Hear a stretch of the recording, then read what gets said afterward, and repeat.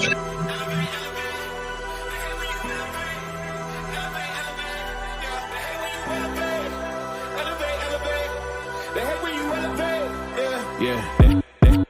hate when you elevate.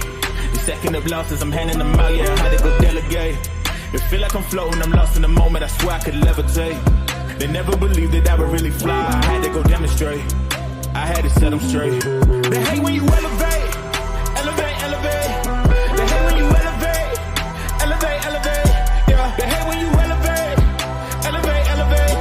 They hate when you elevate, yeah. I had to elevate. I'm way up, way too fly, yeah, I'm feeling myself. Ain't no chance I'm coming down, no. Got a soul view to myself, yeah. Why would I give it up? Why do they wanna come take my place? I work too hard for it, don't need a replacement. This my vocation, now I got rollies, all in rotation. Hop on a jet just to take a vacation. Remember the moments was trapped in the basement. Now the hard work is all taking me places. Swatting all black like we trapped in the matrix. Bet on myself and go ball out in Vegas. Living a life like I'm rich and I'm famous. Don't see I ain't making this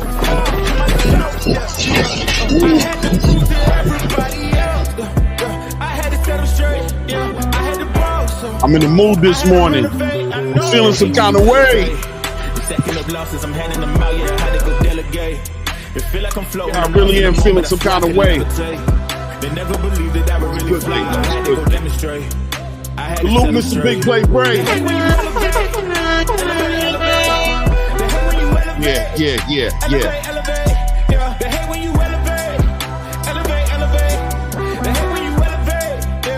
Yeah, let's go, JR. Salute. Oh, we gonna let the song play out. Facts. We gonna let the song play out. Yeah.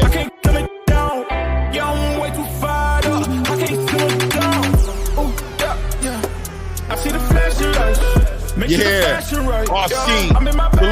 Salute, RC. Watch out, the engine is roaring. Yeah, we're gonna talk about the World Championship box this morning. This the highlight for the few. You get to have it all. No, you gonna get at a shot. First, let me demonstrate. You gonna get at a shot. Let's see how that works out for us. I had to elevate. They hate when you elevate. I like the emoji, RC. I like the logo on your with the crown. Fire.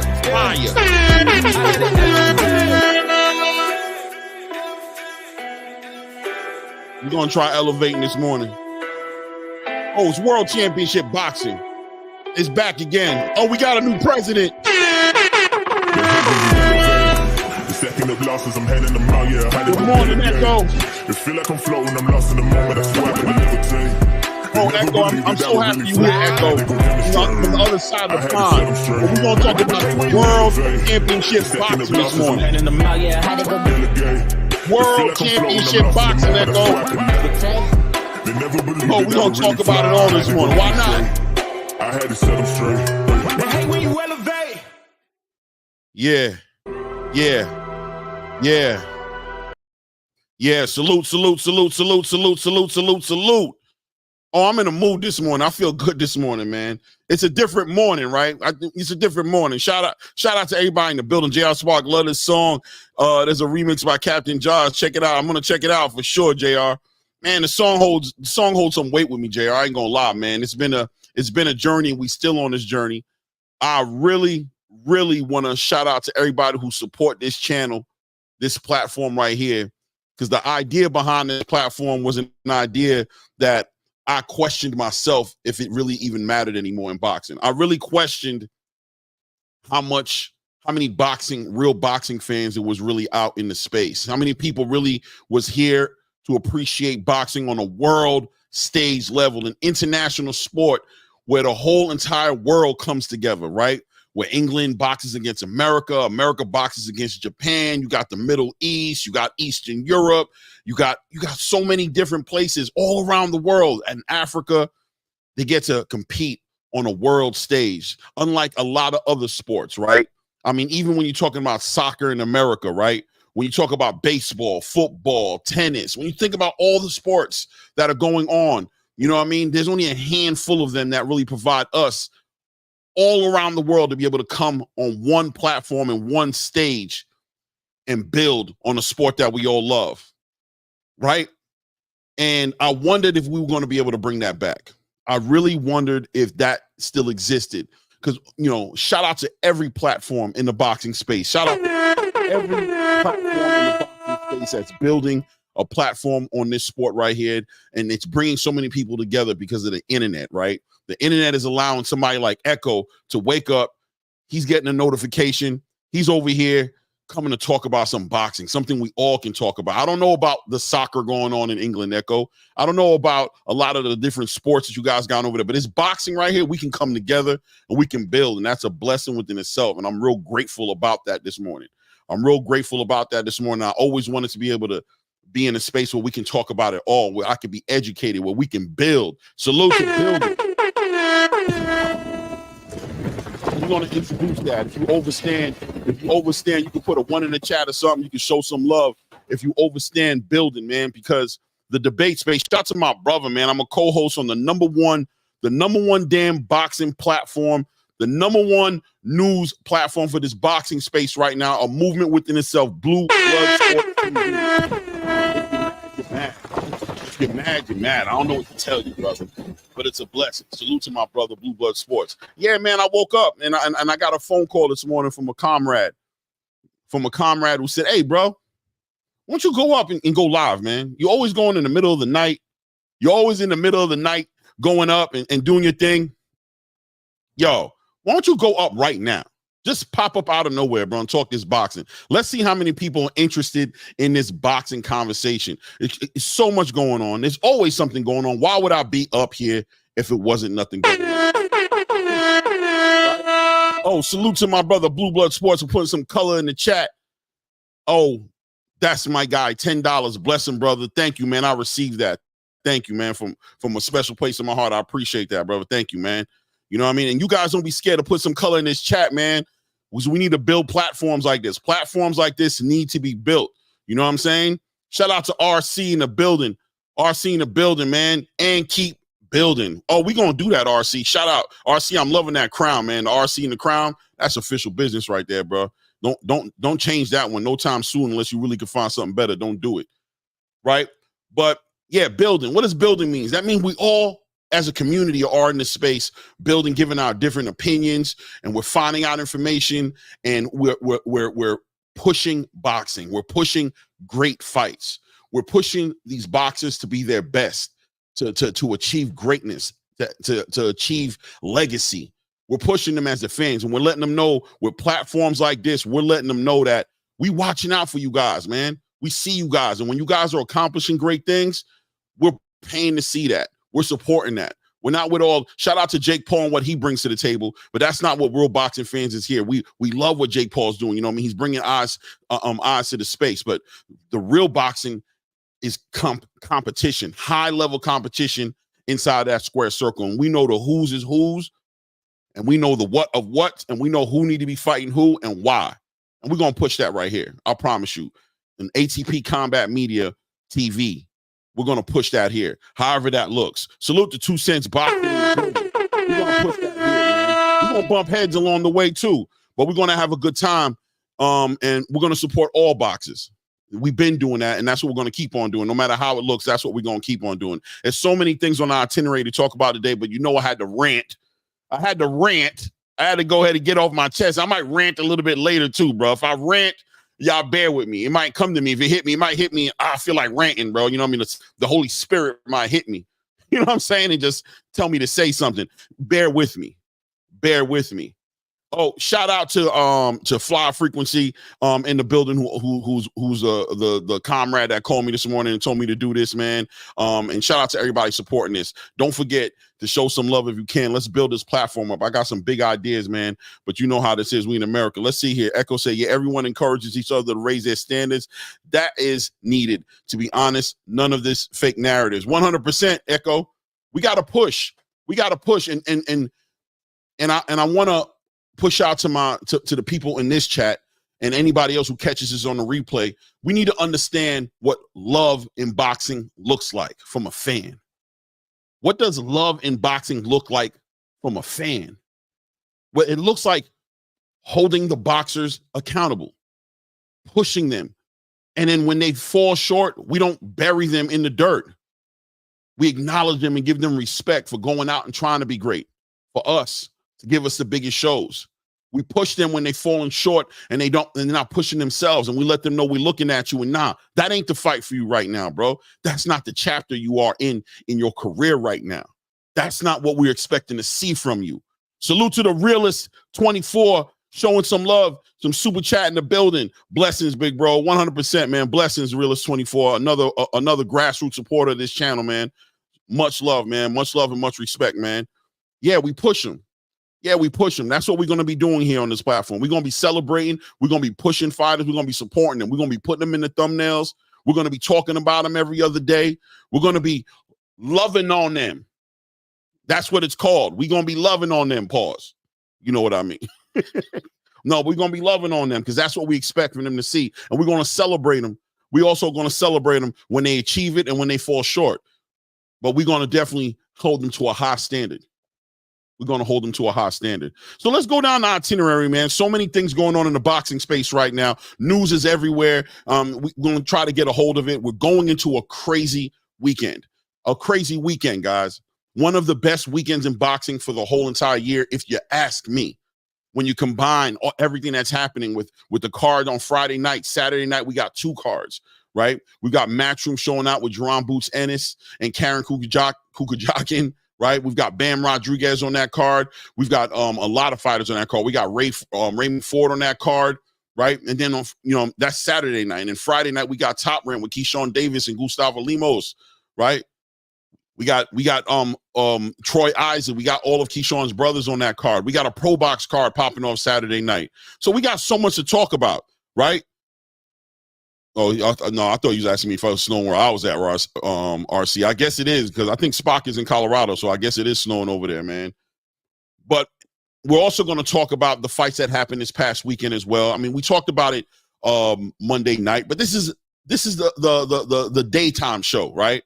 I don't know how many more times we're going to do this. Don't hold me to do this every single day. Maybe at the end of the show, you guys will let me know if I should do this every day. But today's a special day, man. It's election.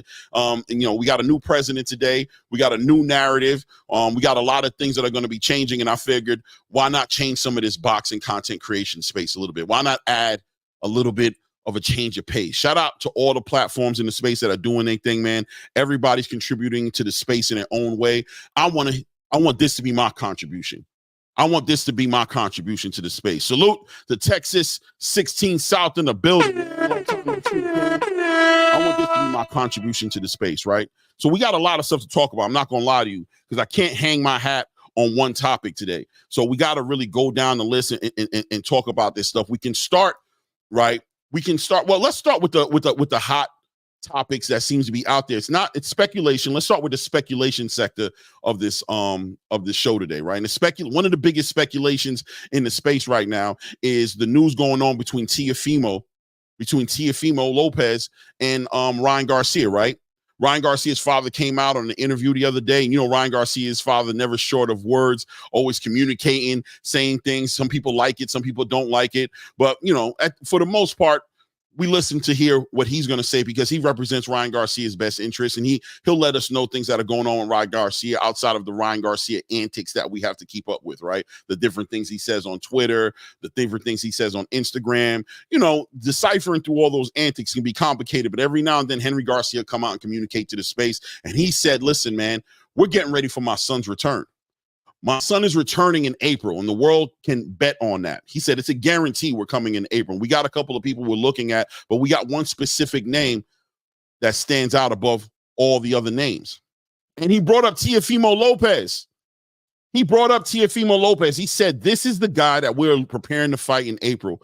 And I think for the most part, the boxing space is happy about this, right? For the most part, the boxing space is embracing the idea of Teofimo Lopez going up in weight. Now, we don't know where this fight's going to be at. They haven't mentioned it yet. You'd have to assume it's going to be a catch weight, but then at the same time, ask yourself, why not make it at welterweight at 147? Being that Ryan Garcia has challenged the likes of Virgil Ortiz at 154 and David Benavidez at 168 at one point, right? So you have to ask yourself, why not do this fight at 147? But we don't have confirmation, but we also know on the other side of the conversation, on the Teofimo Lopez side of the conversation, that Teofimo's been looking for a way out of 140. He's been looking a way out of mediocrity, right? He doesn't want to be held down to the standards of a 140-pound division to fight the fighters that are only in that division. He wants to be great. And he says, if I'm going to be in this game, he said, if I'm going to be in this boxing game right now, I've got to be in this boxing game at a high level. I got to compete at the highest level, whatever drives that, whether it's the money he's making, whether that's the accolades he has, whether that's the accomplishment for himself that he wants to have, or whether that is even the validation from the boxing space, from us as fans, right? Whatever the reason being behind Teofimo's drive right now, he wants to compete at the highest level. At the highest level that he can compete at. So he's calling out Terrence Crawford, right? At one point, he called out Brian Norman Jr. He said, I'm better than this. I'm better than where I'm at. I deserve more. Now, he's teetered the line a little bit on his little racial campaign that he's been on, right? With the monkeys and the bananas. And Ryan Garcia also has joined him in that. And it's almost ironic to see them both getting ready to face off against each other with all the propaganda and all the antics that both of them have been behind and trying to build up their names in this sport. But it's interesting nonetheless to see them getting in the ring together. I think that's great boxing. I think that's 50-50, 60-40, whoever you favor in the fight, competitive boxing. And I think as fans in the sport, we all benefit from that, right? We all benefit from seeing that. We're going to have to see how that pans out. But Henry also mentioned the fact that this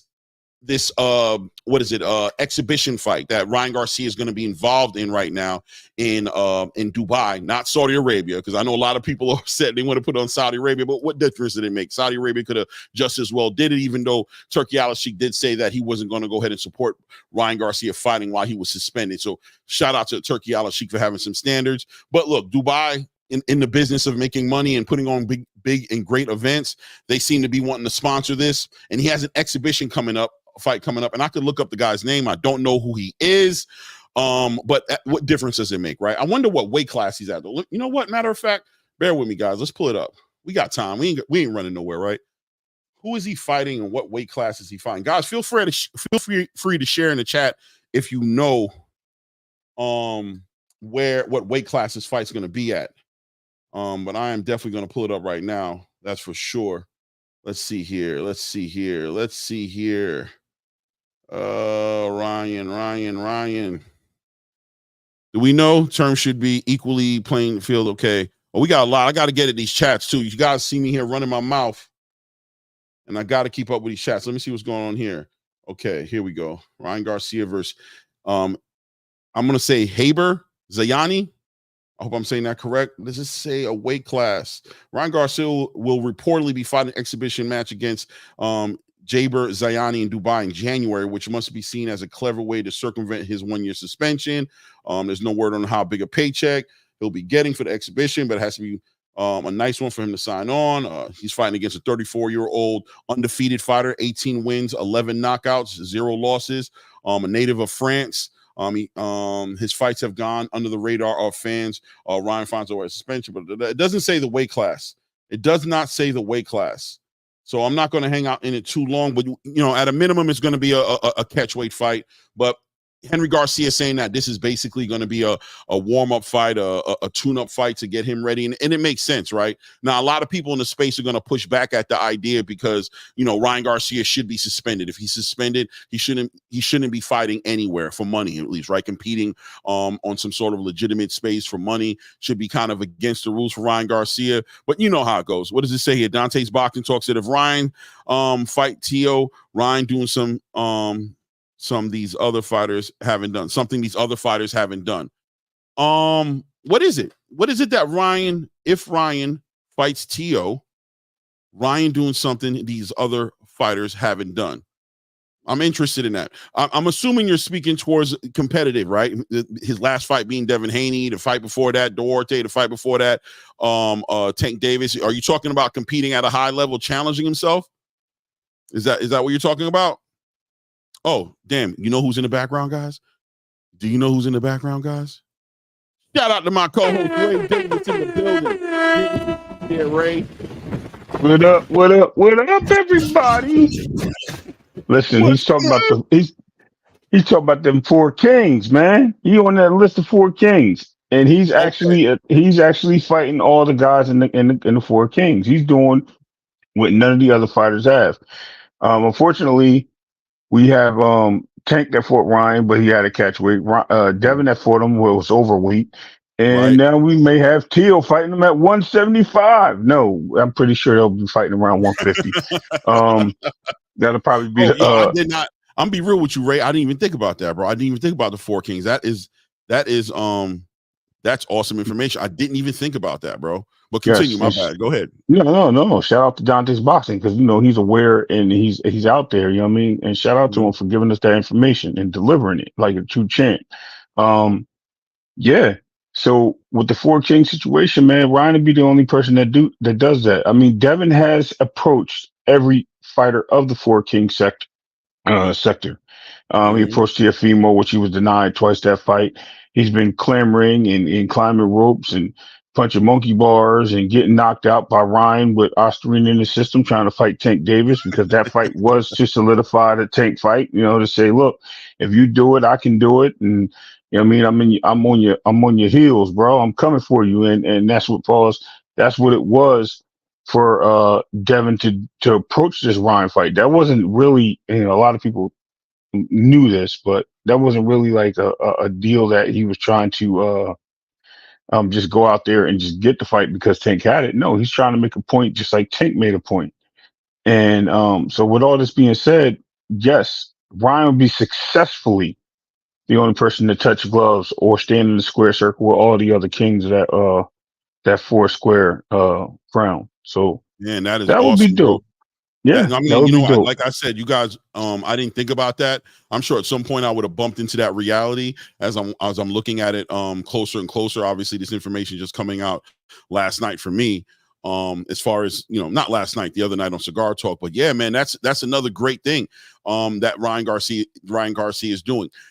That's why it's important to separate the outside antics from the inside of the ring history making, from the legacy that is being made inside of these rings, right? Because I mean, it's no secret I'm not the biggest fan of Ryan Garcia's antics that he's been part of and things that he said, and as well as Teofimo Lopez, but that doesn't get in the way of what they're accomplishing in the ring and what they're trying to accomplish. And you always got to celebrate. You got to celebrate that, because as a boxing fan, we're asking these fighters to put themselves on the line and to aim at greatness. So we got to show love. You know what I mean? We got to show love. Right. We definitely got to show love to that for the sport, right? We definitely got to show love to that in the sport.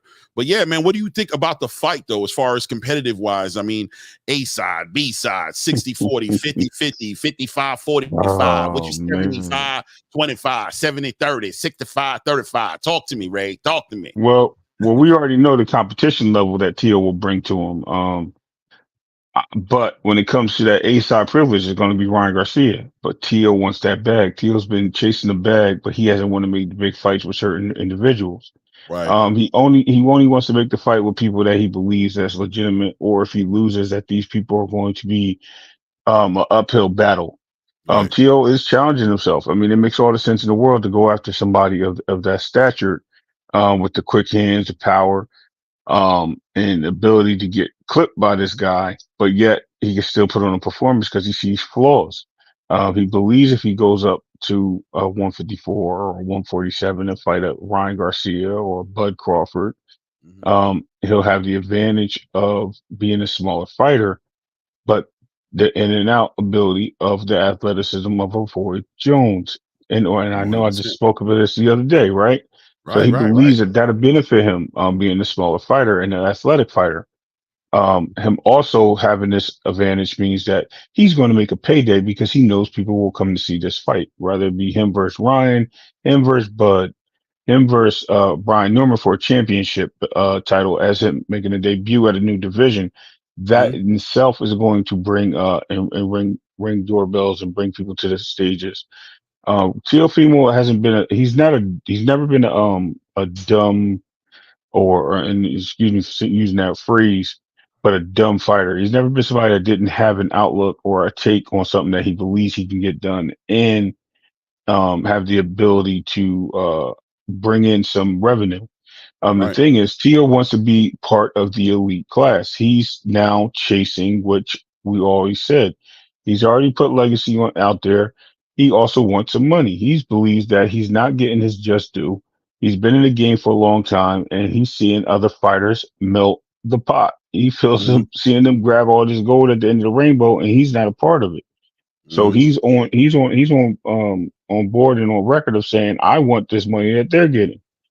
Now, as far as him being his antics and his silliness to do it, hey, propaganda works, right? If I can rub the wrong elbows and scuff some knees on the way in, guess what? Right. I'm doing my job. And unfortunately, if he feels that that's what he has to do and use the culture versus race thing to do so, hey, it may just knock down some doors. It may just be the beneficiary to him getting the pot that he thinks he deserves. In my opinion, Tio's been set up with what he's been dealing with. Now, does he leave Top Rank? That'd be interesting in itself. If he does leave Top Rank, does he stick to Bob or someone else over there as a promoter and then go to a promotional company? Does he leave the promotional company and in order for them to make this deal happen? Or they just completely dismantle the contract and then him go sign the Goldenboy Matchroom, possibly PBC even if they're signing people, right? You know, because this is going to be a big thing, man. And him fighting Ryan Garcia, that just shows you that Ryan's going to have two things he's going to have to do. He's going to have to show up, show out. He's going to have to show that he had the ability to repeat what he did with a lesser fighter, in my opinion, but a more skilled defender, a lesser fighter, but a more skilled defender than Devin Haney, which would be basically him fighting a combination of, I think Tio, it's a great way of saying this, a combination of the attack wise, it will be the Tank versus and Devin combined. I think these guys in the element, and shout out to Echo. I'm sorry, I seen the guys in the building shout me out. Shout out to everybody in the chat. I really was just talking, guys, and I'm sorry. I'm doing great, Echo. I appreciate it. But yeah, at the end of the day, Clay, it's all about Tio making sense and making headlines, whether it be a Latino versus Latino fighter, and not to mention Honduras and Mexico. There's a situation there. There's not a really good get along. You know, that's the other large country, Latin country over there in Central America, besides Panama and Costa Rica. Honduras is Guatemala as well. You know, so knowing this geographically, we know these countries have inter fan base rivalry. So now we just kicked it up a notch. So this can be huge. This can be big. This can be something that's game changing and smart on both of their parts. Wait for Brian come back on his end, come back and fight somebody significant. Like Dante said, he's now going to approach all the four kings. He's going to be on paper of fighting and touching the same soil or mat as every four king that's been out there. He's going to be the measuring stick because he's able to do it. And this is going to be his payday. This fight will sell more than Tank and Ryan. Believe it or not, it will sell more, and not only because of the fan base. I think the fight is going to be a big fight. You know what I mean? Without a doubt, and it's high on. It's checking a lot of boxes. It's checking levels on the competitive nature of the fight. It's not a cherry pick for anybody. These guys are well matched. Teofimo is been building himself up as a fighter who's supposed to be involved in the biggest fights. He's been in the news. Some people might say for the wrong reasons, but regardless, in the news. And obviously Ryan Garcia, we don't even need to say nothing. What's understood doesn't need to be said as far as what he brings to the table. So I think a lot of those boxes are checked in this fight. And that's why you just can't complain about this fight. You got to celebrate this fight. You got to push this fight and hope that this fight goes through. Now, Teofimo Lopez at the same time being at odds with Bob Arum right now. Supposedly, rumor is and has it that he's not been happy with the way he's been getting pushed. He's gone on other social media platforms. Shout out to It Is What It Is and the other platforms that he's been on where he's communicated that he's not made over $1 million or taken home $1 million, however you want to look at it.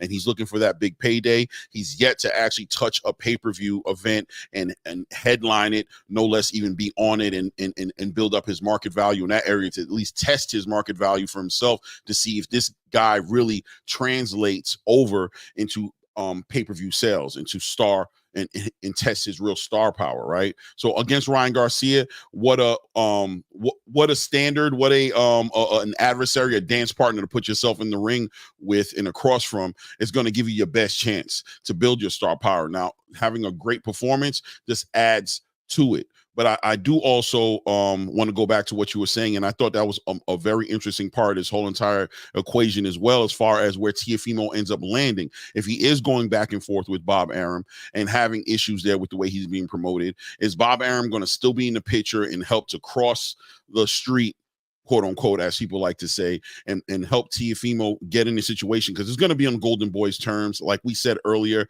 Ryan Garcia is the A side to this conversation. You got to think that this fight's going to be on the Golden side, the Goldenboy side of things. Is Bob Arum going to help facilitate that, or is Bob Arum just going to get out the way? And is Teofimo working on getting out of that agreement with Top Rank? And are we expecting, Teofimo to make a move over to are we expecting Teofimo to make a move over to Goldenboy, right? And obviously time's going to tell that. We're going to see that come together. The most important thing I think right now, outside of us pushing the fight, is also understand that Ryan Garcia is suspended, right? So he's not even allowed to really be negotiating fights for when he gets back. He's not even supposed to be in the conversation. So Henry Garcia probably was the best vehicle, right? Was the best vehicle to get this information out there without some kind of rules being violated, right? That Henry could be like, listen, it's already kind of moving forward. This fight that he's doing in Dubai is setting him up, giving him that tune-up he needs to get himself back into the game, to get his mind back in the game and the training and competing at a high level, so that we can ultimately set up his April 2025 return, which he's hoping and seems to be very confident that it's going to be Teofimo Lopez in that conversation. Shout out to all the love I'm getting in the chat. Yeah, I see Southpaw in the building. I don't even know if that's a real Southpaw, man. I mean, honestly, you guys didn't even really need to block him. I'll be honest with you, bro. Let him do what he does, brother. Ain't no stopping the train at this point. We really out the door already. You know what I'm saying? But yeah, I think that's going to be interesting to see those guys come together, and I'm interested in seeing how it comes together. I do want to move the needle, though. We got a lot of stuff to talk about. Did you want to say anything to close out on that, or to add to it, or do you want to just push on to the next topic? No, I think everything you said was legitimate. Like I said, I think it'll be a great fight, a great deal for boxing. If you want to look at what it is, in my opinion, of when the wars would be. It would be almost like that De La Hoya versus what's my homie name that used to smoke cigarettes in the ring? Mayorga? Yeah. Yeah. Be something like that. But they both have antics. That's the thing. You know what I mean? They both have their antics. So it'd be a great, it'd be a great war. I would love to see the fight. I think everybody would love to anticipate this, and we would like to see something different for a change. And we'd like to give Brian his credit for fighting all four kings and stepping up and making it happen. No doubt. That's impossible. That's really something good in boxing. I'm ready for the next topic. Yeah, Texas 16 says Teo gonna be scared on the stage, to be honest. Well, we're gonna get a chance to find out. He calls himself the showman, Texas. That's what he prides himself on, that he's a showman. He's a what does he say? What's his name? Teofimo, the takeover. So let's see if he's able to take over this situation, take some sort of leadership role in the marketing of this. Ryan Garcia will join him as well. And yeah, I see somebody saying that it won't be more than Tank and Ryan. I mean, yeah, it's going to be tough to beat Tank and Ryan's numbers. I don't know if it beats it, but I'll tell you that these guys, the way they market before the fight, the shit that they talk, you know what I'm saying, and all the antics that they're willing to do, I'd be surprised I wouldn't be surprised, excuse me, to see them accomplish great numbers and accomplish great things just because of the two mentalities that are coming together. This is right next to like a Rolly Romero versus a Ryan Garcia as far as ish talking and marketing and that type of thing, or what you would anticipate or think would happen. Teofimo brings that, and he has a lot of support. Teofimo has a fan base, a big Puerto Rican fan base even as well, even though he said things against the Puerto Ricans. You got a lot of Dominicans, a lot of the Latino community support Teofimo and recognize him for all the accomplishments he's done in his life. And Ryan Garcia, obviously, he has his fan base that is a mixture of just a lot of I don't want to say trolls, but just a lot of people, just a lot of casual fans, I'll say, right? Yeah. And you're bringing two different worlds together as well. You're bringing the hardcore boxing fans who understand boxing and recognize Teofimo for the accolades he's been able to put together in boxing in a traditional sense. And then you have Ryan Garcia's fan base, who's more the guys who caught him on social media, caught him on Instagram, caught him on TikTok, caught him on all these different platforms that he's popular on. And you're bringing them all into the building. So we don't know what could happen, right? It can really turn out to be a great thing in multiple different ways. But one thing's for sure, what's a refreshing, what's a breath of fresh air about this scenario is the boxing doesn't seem like it's going to be compromised. The quality of the fight, the quality of the competition doesn't seem like it's going to be compromised in this situation. It seems like everything is just adding onto this, making it big. Nothing is taking away from this. And that's what makes this a great fight. You know what I mean? Yeah. So I'm gonna double down on this being bigger than Tank and Ryan. And most of the things you said, Clay, but let's not forget, this will probably be backed by Turkey. Yeah, he'll probably do $20 pay-per-views if he does it, because it's a big fight. Turkey likes big fights. He likes challenges, right? So we know we'll probably see him back in this somehow, some way, if this does go through. We know that the acquisitions and the dealings he's been with currently with Bob Arum, which is rumored that they have a fallout, which is not true. And also De La Hoya, who's also on has the ability and works with Turkey LSG. So that right there is one thing, one possibility. The other possibility is you mentioned all these other aspects and other reasons, like you have the communities that are backing these gentlemen. Let's not forget something that happened back in 1989, I believe, or 88. We had a great Latino war that happened. We had the battle of, it might have been 91. Excuse me for having my timeline a little off, but we had the great Camacho versus Chavez, undefeated battle, like a 50-0 versus like 30-0. And at that time, that was something that was unheard of. And that was a pay-per-view fight that sold big time. Why? Because you had two iconic names of boxing come together in the ring and meet for the first time. Someone was going to lose their O, and they were both high-numbered combatants, and they were both great champions in their time. And this is that type of atmosphere. This is going to bring that type of energy. They were not really both controversial, but they were both big stars, and this is going to be something that's going to echo that. And we'll see. My words, we'll see that this will successfully trump the numbers of the Tank and Ryan Gate, and we might get that Devin fight, or we might get that Shakur fight on the Tank, and to kind of bring those numbers right back, because they're going to have to do something huge to make that guy number one again. Some people get envious when these things happen, Clay, and they want things to happen. So hopefully this does something good for boxing. It changes the stature of boxing and puts more crumbs on the table for the fans. And yeah, casuals, they're going to eat this alive. This is going to be something big. Right, no doubt. So, but yeah, moving on from that, and we'll see what that turns out to be. I have no idea, but we got great things going on in boxing, and we got to keep on building and keep on talking, right? I want to tap in a little bit on the Floyd Schofield situation. I spoke about this Monday night. We all spoke about this Monday night, but this is the daytime show, right? And we're tapping in with a lot of people who probably weren't there at the nighttime build or didn't see the replay. And Schofield is in the news, right? Schofield is speaking. Salute to Bullet Gibson in the building. Salute to Hannibal as well in the building. What Hannibal said, WBO will probably mandate TO versus Catterall. Yeah. Well, yeah. I mean, that's another conversation. We can actually talk about that as well, about T.O.'s role at 140 and exactly what is he doing. I mean, is he leaving 140? Is he vacating that WBO belt indefinitely, or is he just leaving the division for a second just to compete with Ryan Garcia? I'm going to say, if he's being honest with himself and honest to us about what he's been saying lately, it seems like he's been on a trajectory to go up in weight and compete at the higher weight classes. So I think it's fair to say that he'd be willing to vacate that WBO belt, especially if he's talking about getting away from Bob Arum. Him holding on to that belt kind of, I think, contractually puts a lot of pressure on him to stay over there with Top Rank. So we'll see how that pans out. But yeah, definitely, they probably are going to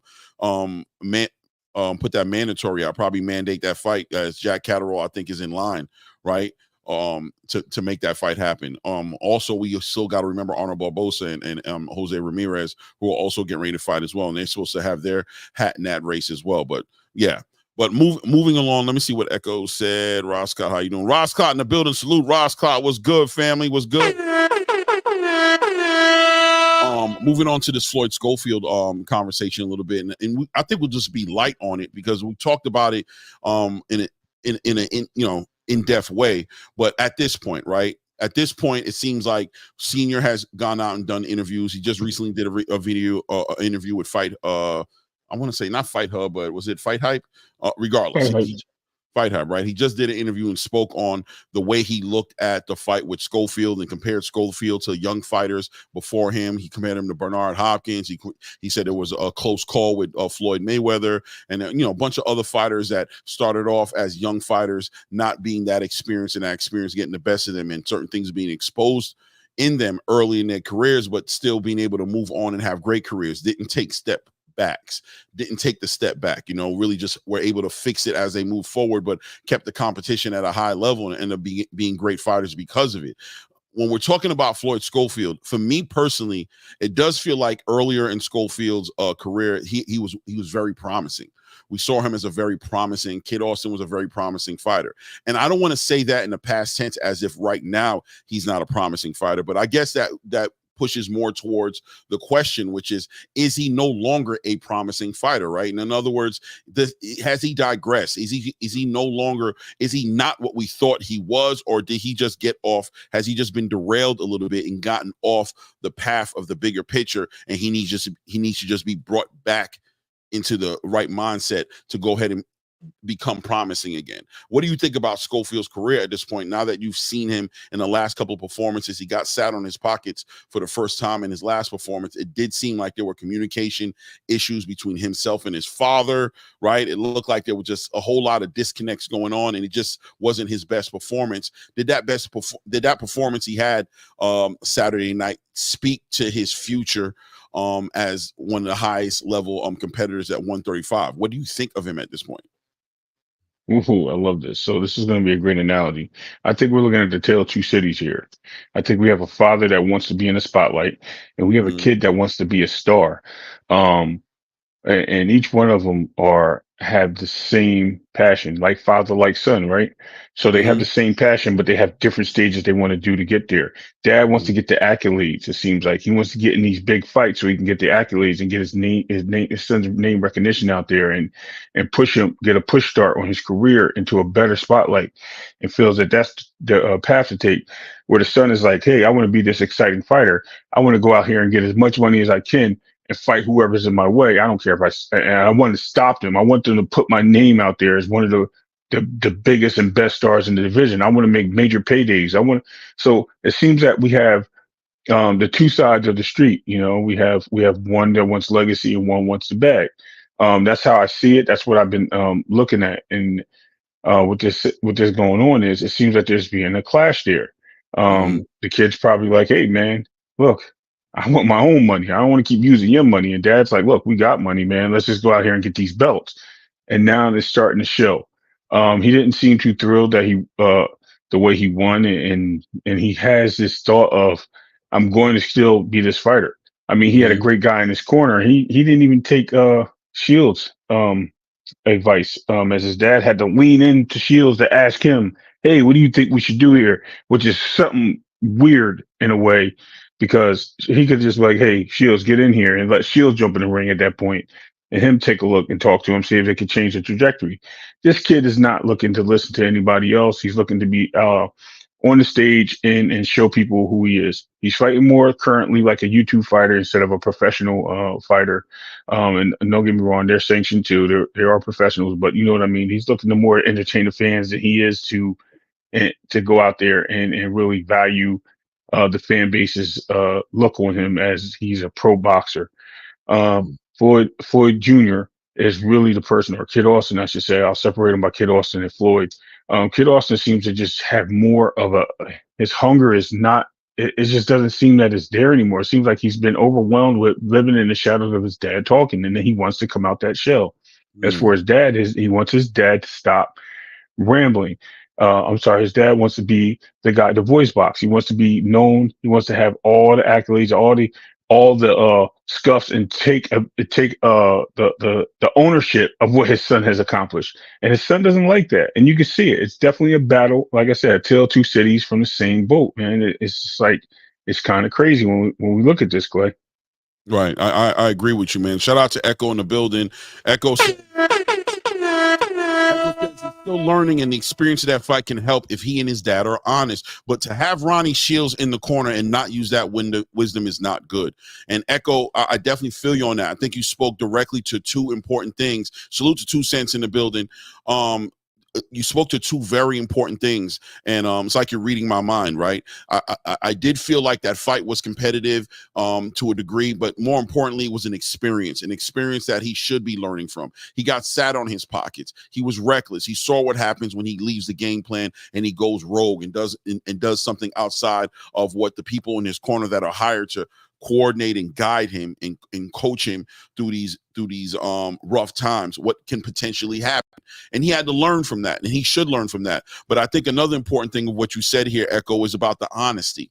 The honesty is going to play a big role in this situation, because the experience is there, but without the honesty, it can fly right over your head, right? I always refer to Virgil Ortiz and Sergey Bohachuk to say, listen, Virgil was able to walk away with a victory, and a lot of people felt like he didn't win that fight, but that doesn't really matter, right? Because he got a free lesson. He got a victory, but more importantly, he got an experience in that ring, and he met somebody who just wasn't just going to go away. That was also a high-level boxer, and he started to realize that although he got used to stopping people inside the first 2 to 3 rounds, a lot of the fights inside the first round, that as he steps up the level of competition that he's going against, that he can't be expecting that to happen. So the honesty is going to have to be real, and I'm going to be honest with you that the father did look like he was honest. He graded his son with a C-, with a C- grade for the fight. So did Oscar De La Hoya. But the question also for me goes into, is Floyd Schofield Jr. on board? Is he buying into the process and into the program that his father's put him into?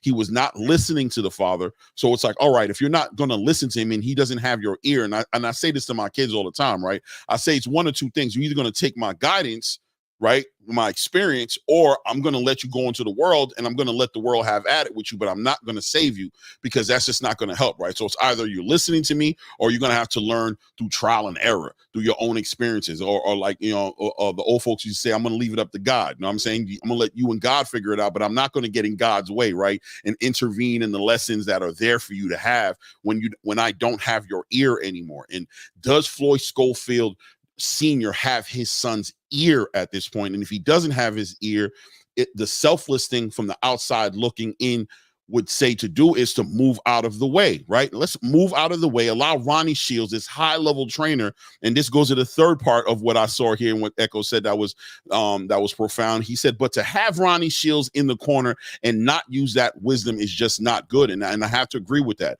You got that high-level coach in the corner, and you have him playing a number 2 position to you. You're not able to get through to your son. You're yelling at your son, scolding your son in the corner. I mean, I don't know how much that's helping. I would say hindsight would say that it didn't help at all, right? If you're not effective and you feel like you have to go through those extremes in order to get through to your son, then what do? Do we switch out and put Ronnie Shields where he's supposed to be at this point and let Floyd Schofield get that leadership that he needs so he can benefit from the experiences he's having in that ring? Or do we allow this dysfunction between father and son take precedent over his career being where it needs to be? And obviously time will tell that story better. We'll see what Floyd Schofield does to adjust moving forward. He's number 2 right now in the WBA rankings. ranking system. And at the end of the day, that puts him in position to be in title contention, to fight those high-level fighters. And some people believe Floyd Schofield should step back. Some people say slow down. I say easier said than done, because when the opportunities come to the table, when the phone calls come out, when the offers are made to put him in these big fights, are we expecting junior and senior to come together and walk away from those opportunities? Probably not, right? But what they can do is make those adjustments. They can move around those pieces in the training a structure that's been set up around Schofield, and that can maybe benefit and help him compete at least at a high level. Maybe not beat these high level fighters, but at least compete at a high level to where he's not getting embarrassed, and his market value and his stock and his stat profile isn't getting driven through the mud. You know what I mean? Where he can't recover. Combine that with the fact that senior also is talking so much trash, people are probably looking for him to fail. So that just compounds the effects of horrible failures in the position that he's in. Right? That's what it looks like. But shout out to Echo for putting that in there. I thought that was real profound. Shout out to Togo to go. I'm not familiar with you, brother. I don't know if you've been here a lot or not, but I appreciate the engagement, man. He said Schofield don't have his own signature style. He says he's easy manipulated in the ring and will do whatever his opponent does, and he's all in what did he say? He always need his lick right back. If he fight Tank or Shakur, he gets stopped. Murder. Yeah, I agree with him. What do you think about that? Yep, that's kind of what I was saying the other night. You know what I mean? When I was touching on that. Right. Exactly what he just said. Yep.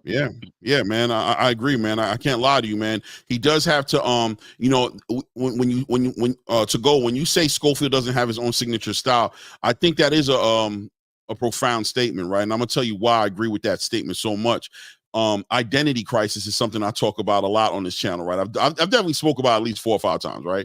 And you'll hear me reference it when I'm talking about Devin Haney, when I'm talking about a lot of different fighters who all of a sudden try to adjust. I said it about Deontay Wilder when he made his comeback and he started fighting against the Joseph Parkers and the Zhilei Zhangs, and the things that I saw, the changes that I saw, and I felt like late in the game they were just not the right time to do it, right? Like Mike Tyson says, another quote that I like to quote a lot is, make sure you leave the party with who brought you to the dance, right?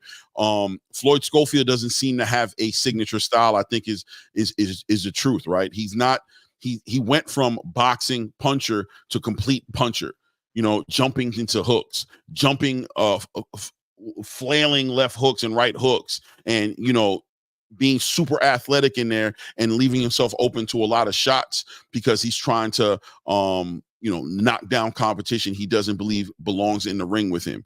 So I agree with that, man, that the signature style is going to be important, that Schofield gets some identity with who he actually is and has, something that, that is unique to him that he brings to every fight.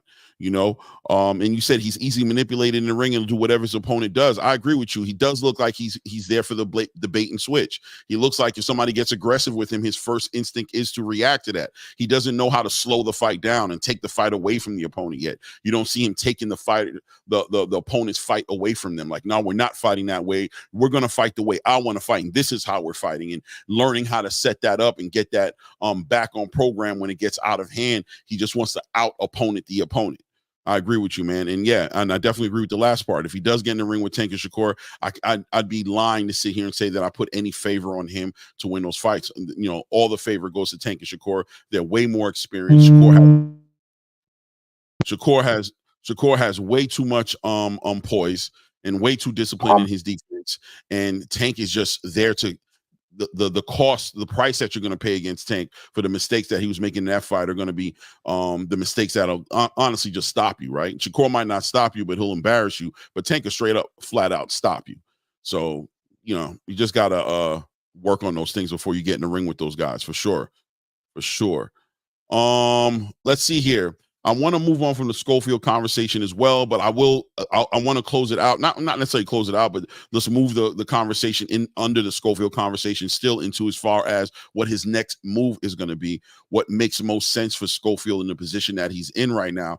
Number 2 in the WBA, potentially could be activating and look like he might be interested in activating mandatories if that's an option for him to do that in that sanctioning body, which puts him right in the crosshairs of Tank Davis.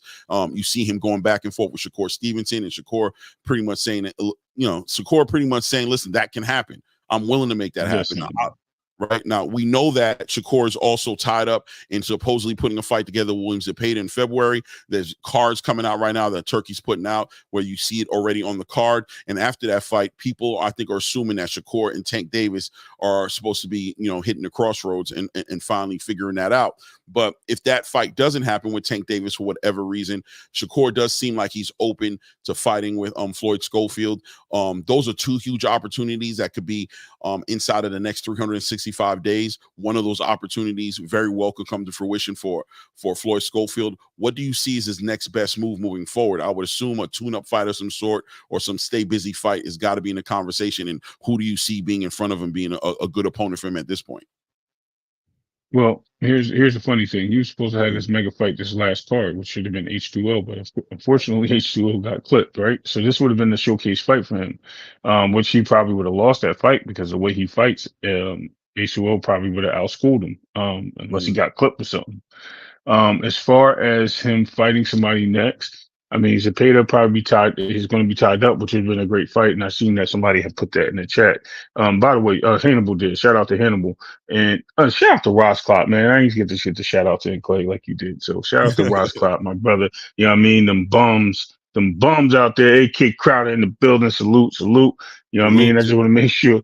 You know what I mean? Make sure I touch we do need to shout out some people that I didn't shout out yet that popped up late, right? You definitely shout out Ross Clot. Shout out to Ross Clot. Shout out to Hannibal. Shout out to you, man. I don't know if you're a member of the channel yet or if you're going to subscribe.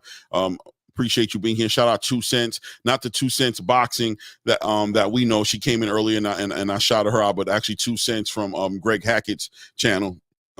Shout out to Greg Hackett too, because he's also newsworthy at this point. He's making big moves in the space on multiple levels. His takes are amazing, and he's actually, from what I understand, just did a 2-fight deal with Bare Knuckle, BKFC. So we're gonna be seeing him on BKFC. That's gonna be interesting to see Greg Hackett on those platforms. I mean, I think anybody who's followed Greg Hackett and knows his code,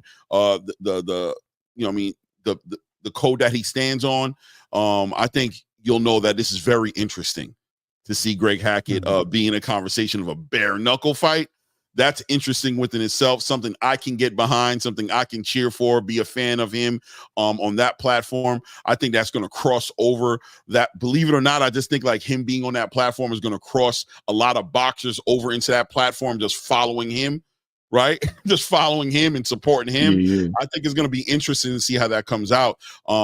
Celebrate that, man. I'm so happy for that guy. I always remember Greg Hackett for just being the guy who was just on YSM's video. And YSM shout out to YSM. Shout out to J Mill, right? For Jamil, who always like had him on these little interviews and getting his point of view. And then finally, Jamel was able to motivate him to get his own channel. And I'm saying overnight, man, I'm telling you that this guy's channel is a little bit older than my channel. Maybe, a little bit older than my channel. And he's up like almost to 17,000 subscribers. I mean, he's just completely rushed the scene, man. He's doing great things. I'm real happy for him, man. Salute to that guy, man, for sure, man. Salute to Greg Hackett. But yeah, shout out to Timo Nathan. And if I missed you, you know what I mean? Put a super chat in the building so I can shout you. You know what I'm saying? Throw a super chat in the building so I can shout you out. I'm not aware of everybody in the building, but I apologize, man. We got far off the top, and Ray, you were saying something, if you remember. Yeah, absolutely. Go ahead, absolutely. Brother. So as we were saying, who will he fight next? It would be a great fight. Edwin De Los Santos would be a great fight for him. Reason why? That's a fight where I can see him actually getting a win with a big puncher, a strong fighter, because De Los Santos is so quick and twitchy. That jump in and out mentality and his athleticism might be able to time De Los Santos on the ins and outs, making De Los Santos a wary opponent of what's coming. So there are many that's a big fight that I could see happening in that time frame to actually solidify who he is.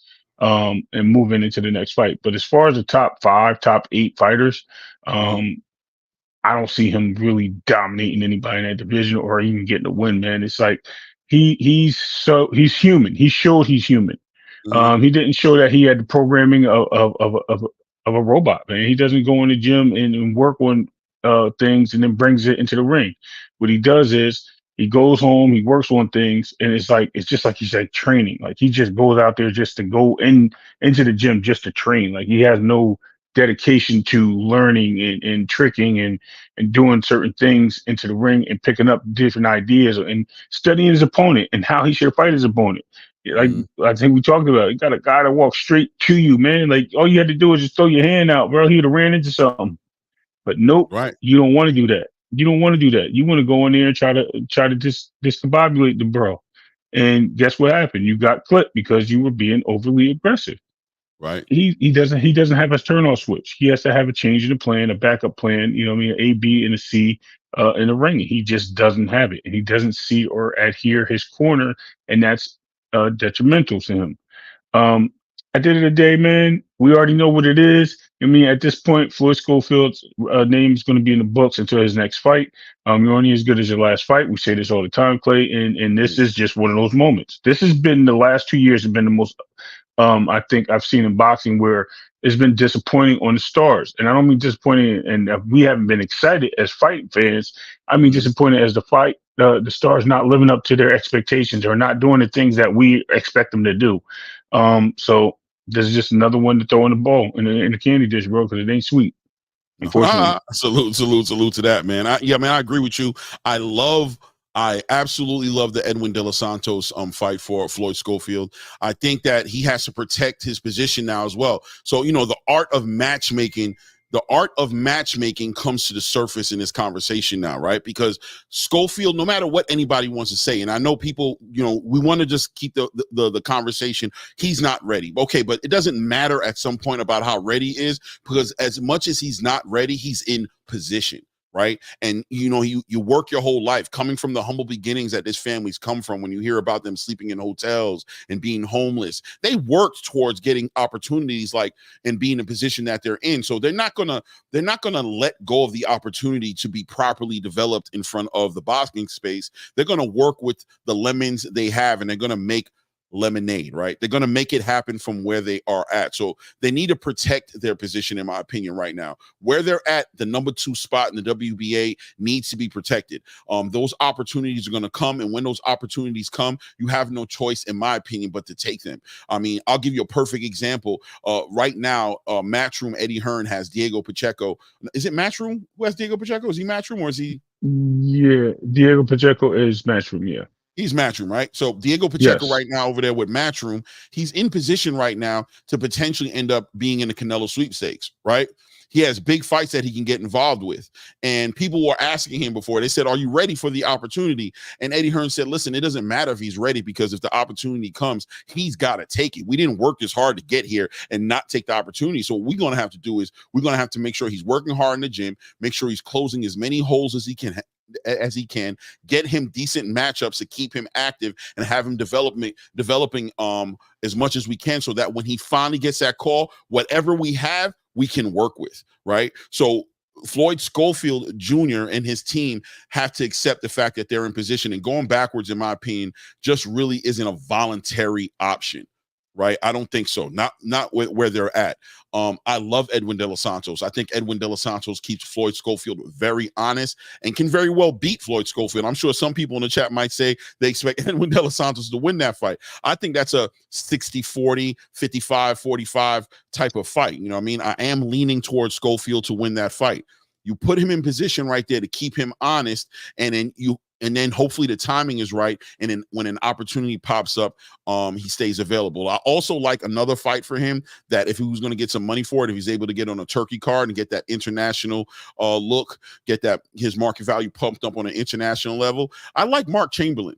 I like Mark Chamberlain from out of the UK. I do like that fight for him. I think it's a great stay busy fight. Mark Chamberlain was in the conversation to actually challenge Dennis Berinchyk, right, for his WBO title if he was able to win his last fight. If you guys follow boxing on an international level, Mark Chamberlain was a very promising fighter who just fell short in his last fight, really, maybe because of the big show.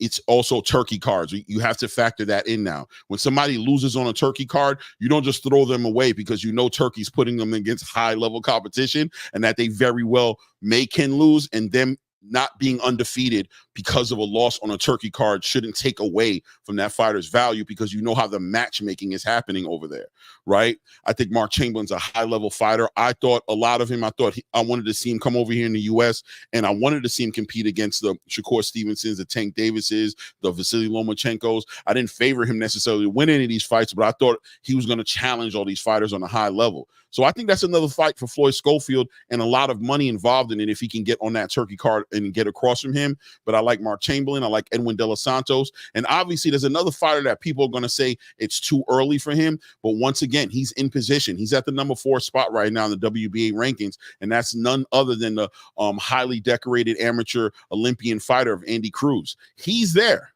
He's there as well in the conversation. I think he's a huge risk, you know what I'm saying, for anybody to take. You better balance it out and be really ready for him. But he's also right there in the conversation. And on the backside, like an honorable mention, I could also see Andy Cruz fighting against Mark Chamberlain. I'm be honest with you. I could see that fight happen as well. You know what I mean? Yeah. Andy Cruz will dismantle Floyd Schofield if he continues to fight the way he does. He'll let him punch himself out. He literally let that man punch himself out and chase him around the ring, and then just let off, pick his shots, and dominate that fight, bro. It's so easy for him to see that. It's crazy. Look, I just see it. What's up? Salute to Boxing Hacker. Welcome to the building, my brother. Yeah, salute Boxing Hacker, man. Salute, King. Let me go ahead and read the super chat right quick before I let it go. Boxing Hacker, the other night I forgot to read your super chat while Blue was there. I didn't even get an opportunity to speak to him. I am going to speak to him for you as far as, you know, the situation that you put in that last super chat. I'm not going to put your business out there. That's on you. But I'm sure that's just an easy fix, and he probably doesn't even know that happened for whatever reason. But let me read your super chat now, though. It says Lomachenko lost his second fight and no one said he's not ready. Boom. Schofield just had 2 bad rounds. Let's see him in these big fights. I mean, I agree with Boxing Hacker, man. I think that, listen, I'm not going to hold you. His performances have been going on the trajectory of what we saw happen last night. Like, I saw him getting ready to get sound in his pockets. I saw him get cuts that he didn't need to have, getting hit with shots he didn't need to get hit with. The matchmaking, in my opinion, failed him on his last fight before this one. He shouldn't have even been in the ring with that dude. Was a savage ass cheating animal, you know what I'm saying? Who was cheating every minute of the fight. Ultimately got disqualified, right, in that fight because of the antics he was doing. He should have never been matched up with that guy. His history and his resume spoke. It said what happened that night was going to happen. If you read his resume, you know what I'm saying? Right. But ultimately, you know what I'm saying? I agree with Boxing Hacker, you know what I'm saying? Let's see him in the big fights. You know, he needs to get ready. He needs to develop more. He needs things. He's not a perfect fighter, and he's not a fighter that's, you know, polished and ready to just be put in the biggest fights. He's not Abdullah Mason, right?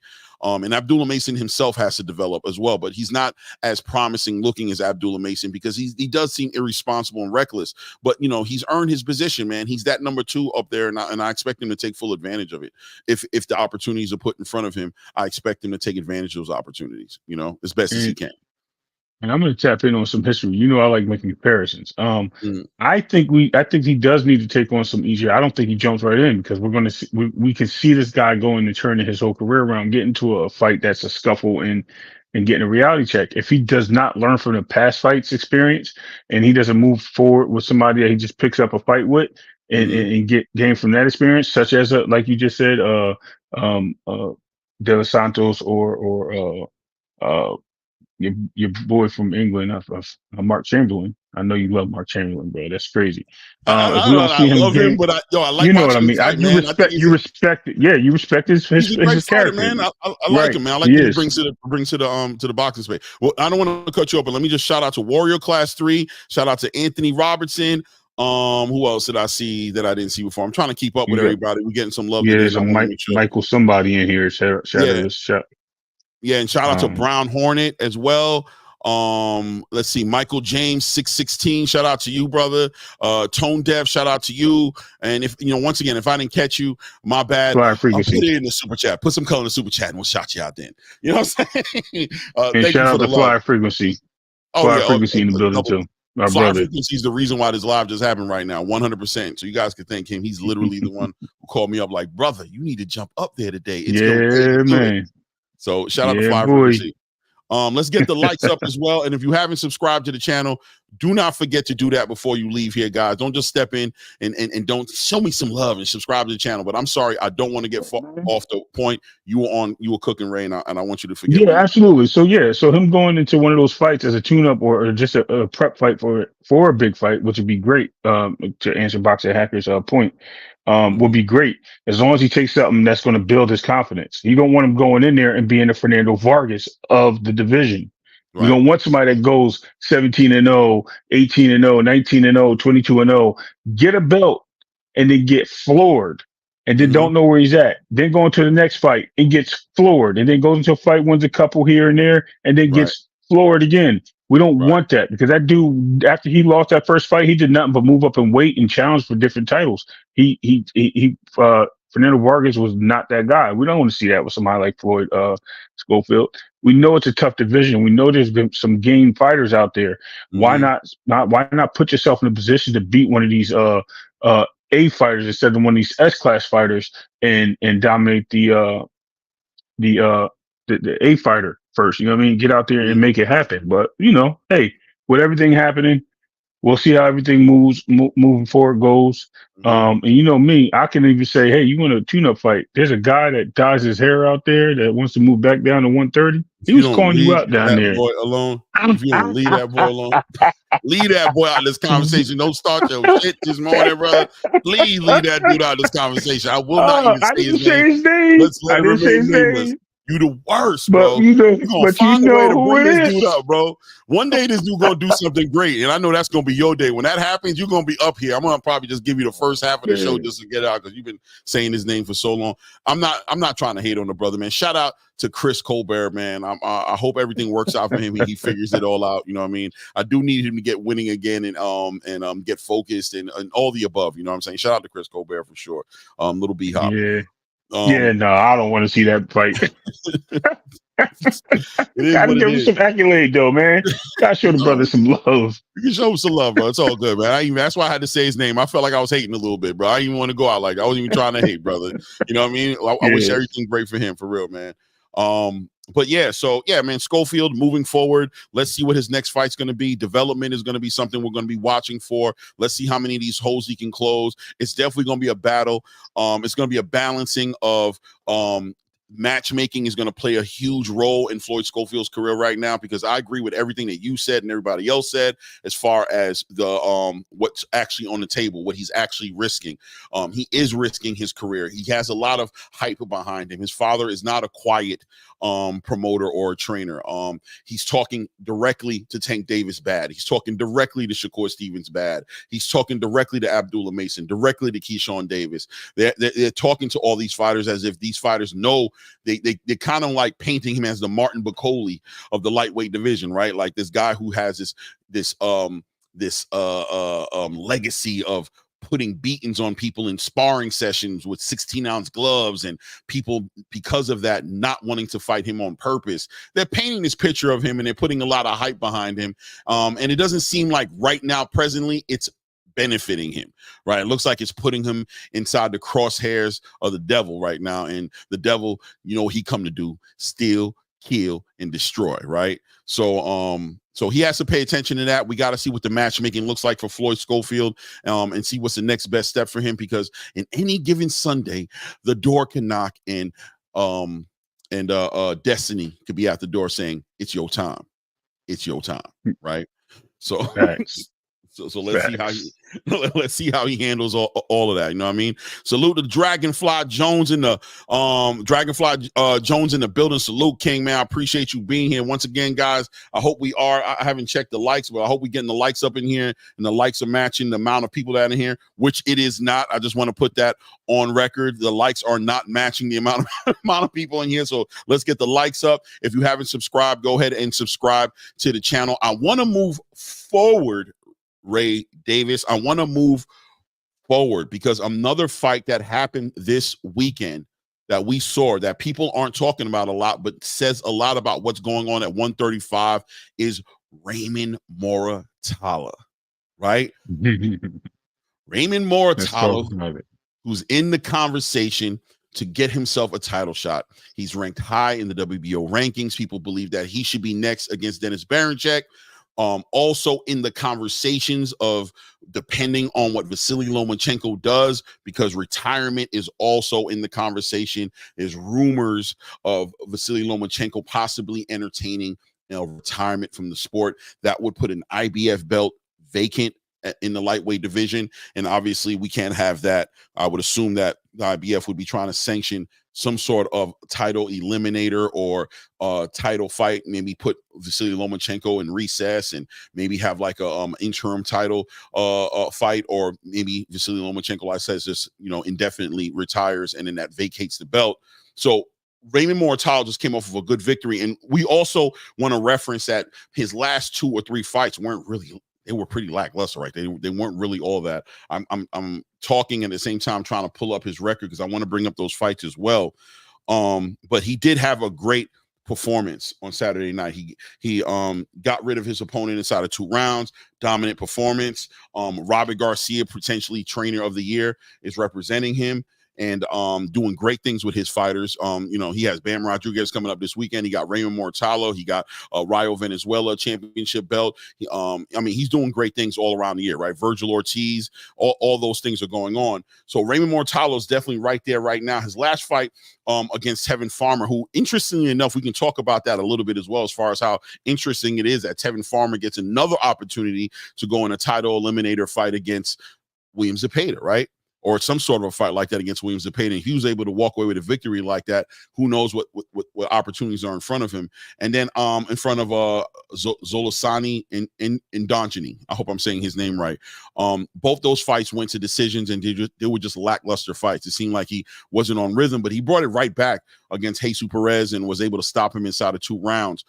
Where do you see him? How do you see his situation being ironed out? Because it seems like him and Keyshawn Davis, who's performing Friday night, it's kind of like right neck and neck. And some people are calling for them to fight each other, but a lot of people are also saying that Keyshawn Davis has earned so much, has fought the better fighters, have had the best performances, that Bob Arum might be favoring Keyshawn Davis to move on. What do you think the next best move for Raymond Moratala is? What makes sense for him? Well, this is before you go there, let me shout out Warrior Class, who's showing love in the chat. Warrior Class, I appreciate the $10 holler. Says salute Claymore. If Haney doesn't regain status in the 140-pound division, should he be considered a gatekeeper moving for other fighters? Keyshawn Davis, Gary Antoine Russell, and Richard Hitchens. No, Warrior Class. I don't think he should be considered a gatekeeper, man. I think Devin Haney's still a high-level fighter. I do agree, though. I could see where people are coming from based on his last performance, but it was just one performance, man. And I know people don't like to talk about it, but there were so many outside factors affecting that performance, from him not gaining, from Ryan Garcia not making weight, to the PED accusations, to the antics, to probably a lot of, maybe a very bad game plan for Devin Haney. We didn't see the Devin Haney we know compete in that fight. We saw this other guy who had, in my opinion, an identity crisis, as I said earlier, in that fight. You know what I'm saying? So I think I'm going to reserve that kind of judgment to see what he does with his next opponent. I definitely don't see him as a gatekeeper. I see him as a pound for pound fighter still. That's where I have him at. But he has work to do. 100%. Absolutely.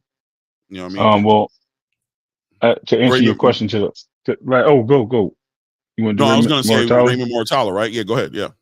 Okay. Well, as the great Ray Stradamus already mentioned, I think Bob Arum was setting this up from the gate to have Keyshawn and Raymond Moratala be the competitors. We all know that Bob Arum put it out there that he wants a Latino champion. He dabbled with Teofimo. He dabbled with the other gentleman. I forgot his name. So I'm not trying to be funny when I do this. In most recent times, and now Ray Moratala is up to bat, right? So with this happening currently, and the circumstances being what they are, it seems that he always wanted that, but he also needs that slick black fighter that sells, and he's been looking to do that with Keyshawn. Once he found out that he was losing the Shakur Stevenson race. I think he tried, and this is why I think the Shockey thing came into play, as I think he tried to move Shockey into the position. Being that Shockey was upset over the way he handled things, or they handled things, or whatever took place, he decided that, hey, you know what? I need to go a different direction. Keyshawn put on a great performance his last fight. I think he's going to stick with, in the last two fights, actually. I think he's going to stick with Keyshawn as his battle. I think he's going to put Keyshawn on a path of the WBO, and I think he's going to put Raymond Mortala in a setup zone against Abdullev in a fight for the IBF. I think he's already got these guys lined up. He wants to keep the belts at Top Rank and get as many as he can. With that being said, he has the opportunity to take both his champions and formidably put them against Tank Davis and Shakur Stevens on outside cards, trying to capture those belts and then having his guys unify for the titles at the Top Rank organization. So there's a lot of play here. And yes, I do see this as one of the things that he wants. I don't see them guys fighting each other. I think they're going to stay separate in divisions, and they're going to go on their own paths to meet at the end. Right, man. I mean, you know, I appreciate you bringing up. I want to say his name right, Zahor Abdullev, right? Man, he's another fighter who's in that division who they're not talking about a lot, but another Eastern European son of a bitch, right? Shout out to my Eastern European guys, but these guys are tough as nails, man, and they're not to be slept on or played with. And there he is in all his glory, waiting to upset somebody. That's how I look at these Eastern Europeans. You know what I'm saying? They're waiting to upset somebody, and there he is in the conversation. And yeah, I agree with you 100%. I love the assessment, man. I can see Raymond Mortala getting in that conversation. Does Bob Arum, is he aware of Lomachenko's plans? If he is aware, and him and Lomachenko are very close, father and son damn near, right? Like that's probably Bob's favorite fighter on his whole roster, in the Top Rank roster, right? Is Vasily Lomachenko. If he's aware of what Vasily plans on doing, then I could definitely see him planning out an opportunity to go ahead and get Raymond Mortala out of that conversation in the WBO. Go ahead and send him over there to have a title fight with Zahor Abdullev, have a new IBF champion, have another champion inside under the roster of Top Rank, right? Have another champion there so that Vasily Lomachenko doesn't lose that belt or vacate that belt and put it on, you know, put it outside of Top Rank. That'll have potentially Raymond Mortala. I'm assuming most people are favoring Raymond Mortala. I'm being honest with you. Abdullev is nothing to play with. He's very well, you know what I'm saying, could be a champion, and I don't think Bob would have any problem at all with him being an IBF champion. But that would put two belts there, get Keyshawn in front of Dennis Barancek. I think he's definitely favored to win that fight. And then now you can have some title unification fights under the banner, as well as get involved in some big paydays with Gervonta Tank Davis and Shakur Stevenson being the other two champions in the division. So I like it, man. I like it, man. I think it could happen that way, man. I like it. I like what Raymond Mortala's done. I do think Keyshawn's fought the better fighters, though. I'm not going to lie. As far as the more competitive, aggressive fighters, he's had some decent fights. And also, when you look at Keyshawn Davis's last two fights going into his third fight right now, and you look at Raymond Mortala's last two fights going into his last fight that he had, Keyshawn has stopped. Well, you know, I mean, he won a decision with Medueno, but it was, you know, fight of the year candidate level fighting, you know what I'm saying, happened between him and Medueno, as well as, without a doubt in my mind, stole that card from Shakur Stevenson, as he had the best fight on that card that night. And then his last fight, the fight he had before that against Jose Pedraza, he stopped him. That was also a great fight. And he's going against somebody in Gustavo Lemos, who I'm almost guaranteeing you guys is going to be in the conversation for fight of the year. These are two fight on the front foot fighters, man. I'm saying Keyshawn a little bit more movement, Gustavo Lemos with a little bit more pressure, a little more Marcos Maidana, Brian Castano energy. I think it's going to probably be Keyshawn for that WBO, but I like that breakdown, man. That's why I see Raymond ending up too. I think I do see him over there, depending on what Vasily Lomachenko does, putting him in position to challenge for that IBF title. Now, worst case scenario, if Vasily Lomachenko stays and doesn't retire, what do you see next with Vasily Lomachenko? And I mean, do you see Raymond Mortala in that conversation regardless, maybe fighting against Vasily Lomachenko? Does he take a fight like that? Or does Vasily Lomachenko jump back into the Shakur Stevenson, Tank Davis conversation? Loma goes and gets that bag. I think he knows his career is coming to an end, and the best thing for him to do is take on the biggest fight there. Try to get the bag and move forward. And I do see Muratalla now moving in a different direction. Why Mm-hmm. not call out the guy that you've been chasing at top rank for a few years? And I don't think Roman Muratalla does lose honestly. And me just making an honest assessment to a Shakur Stevens. I think that's a great fight. I think you have styles clashing, and I think these are both great competitors. And I think that this fight was supposed to happen at top rank, but they avoided the clamor. They wanted these guys to go different routes, get different belts, and make different names for themselves. Believe it or not, I think it was Ray Muratalla is supposed to be fighting Baranchyk for the WBO, and that was supposed to be his move. But they just seemed to kind of started moving things in a different direction based on the information that we've been receiving and speculation on Lomachenko retiring. So they look like they're moving a different way. As far as Shakur, I could see him getting in the way of Shakur and him making a challenge for that fight after the Zepeda fight. It's a big number fight.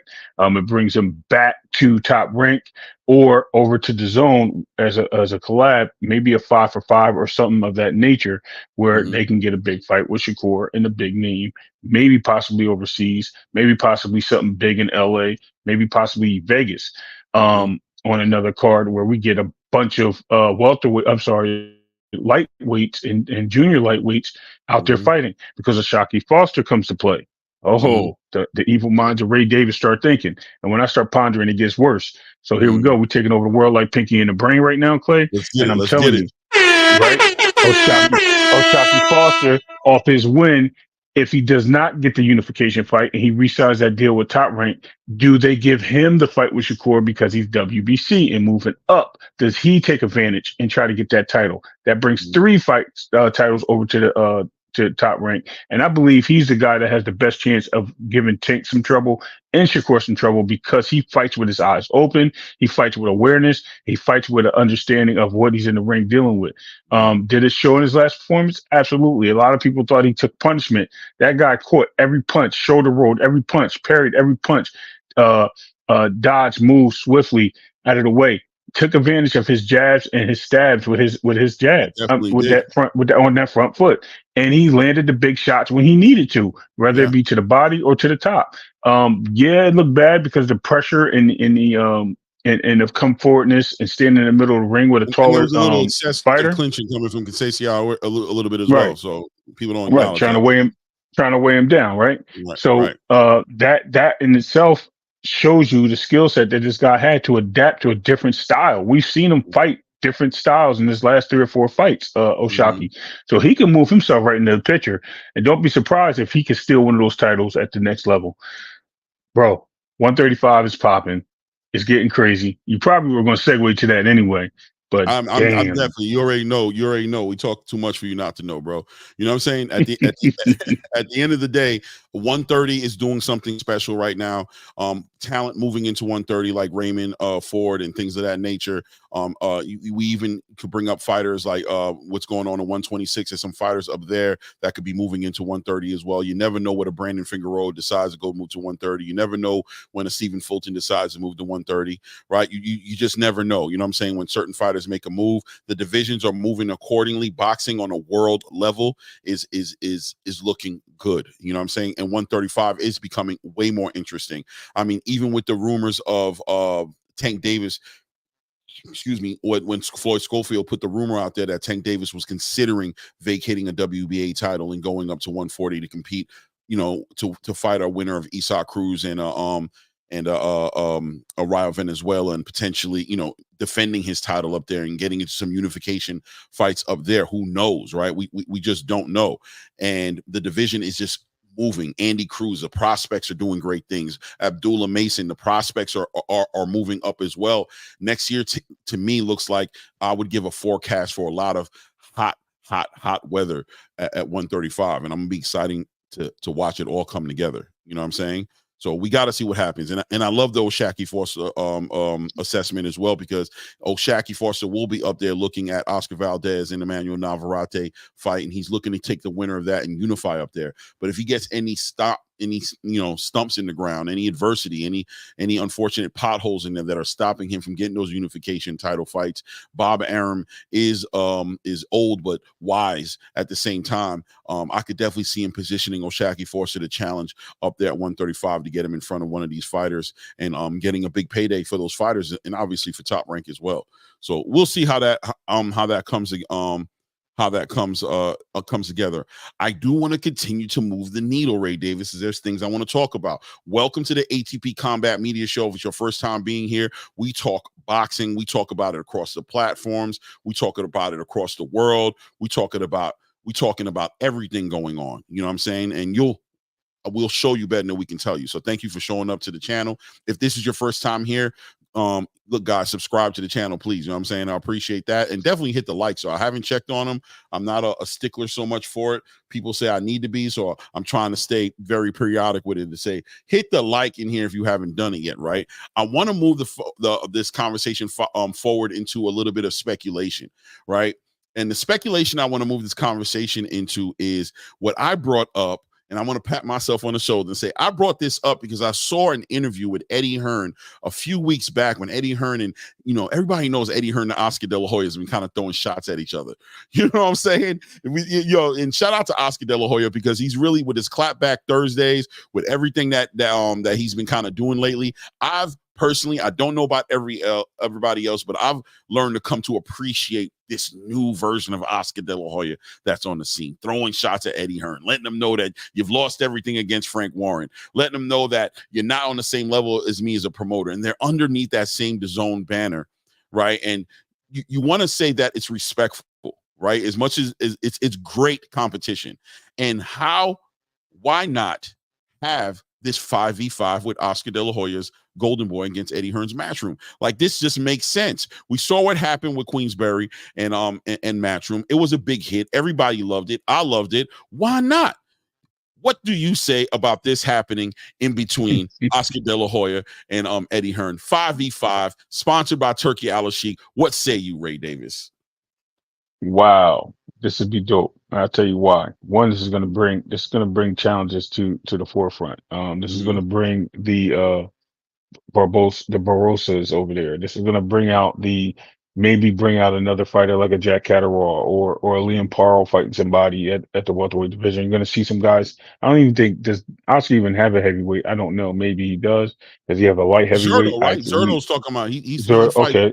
He's a cruiserweight, but I think he fights heavyweight, right? He's fighting. He's headlining this card that they got coming up, the Latino night in Riyadh season. Is Zerto a heavyweight? Okay. Guys, can you guys let me know if Zerto's a heavyweight or is he still fighting cruiserweight in this fight? I could look it up, but we got so many people in here. I'm hoping somebody can shine some light on that.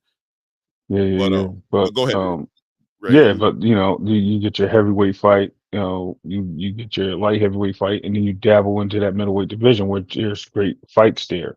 I still don't know if we're going to see Munguia staying with Top Rank or he's going back to Oscar. Was that a one fight deal thing, or you know what I mean? How's that going to work out? Because you got now Munguia that can fight 3 fighters over there at DAZN.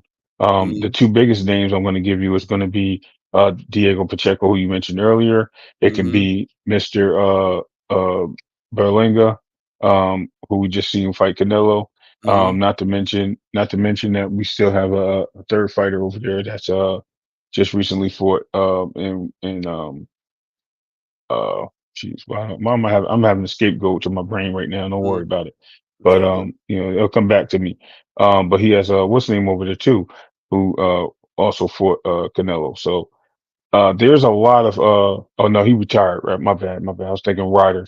But just to throw some names out there, and I know Ryder's not a great fighter, but he's a name recognition.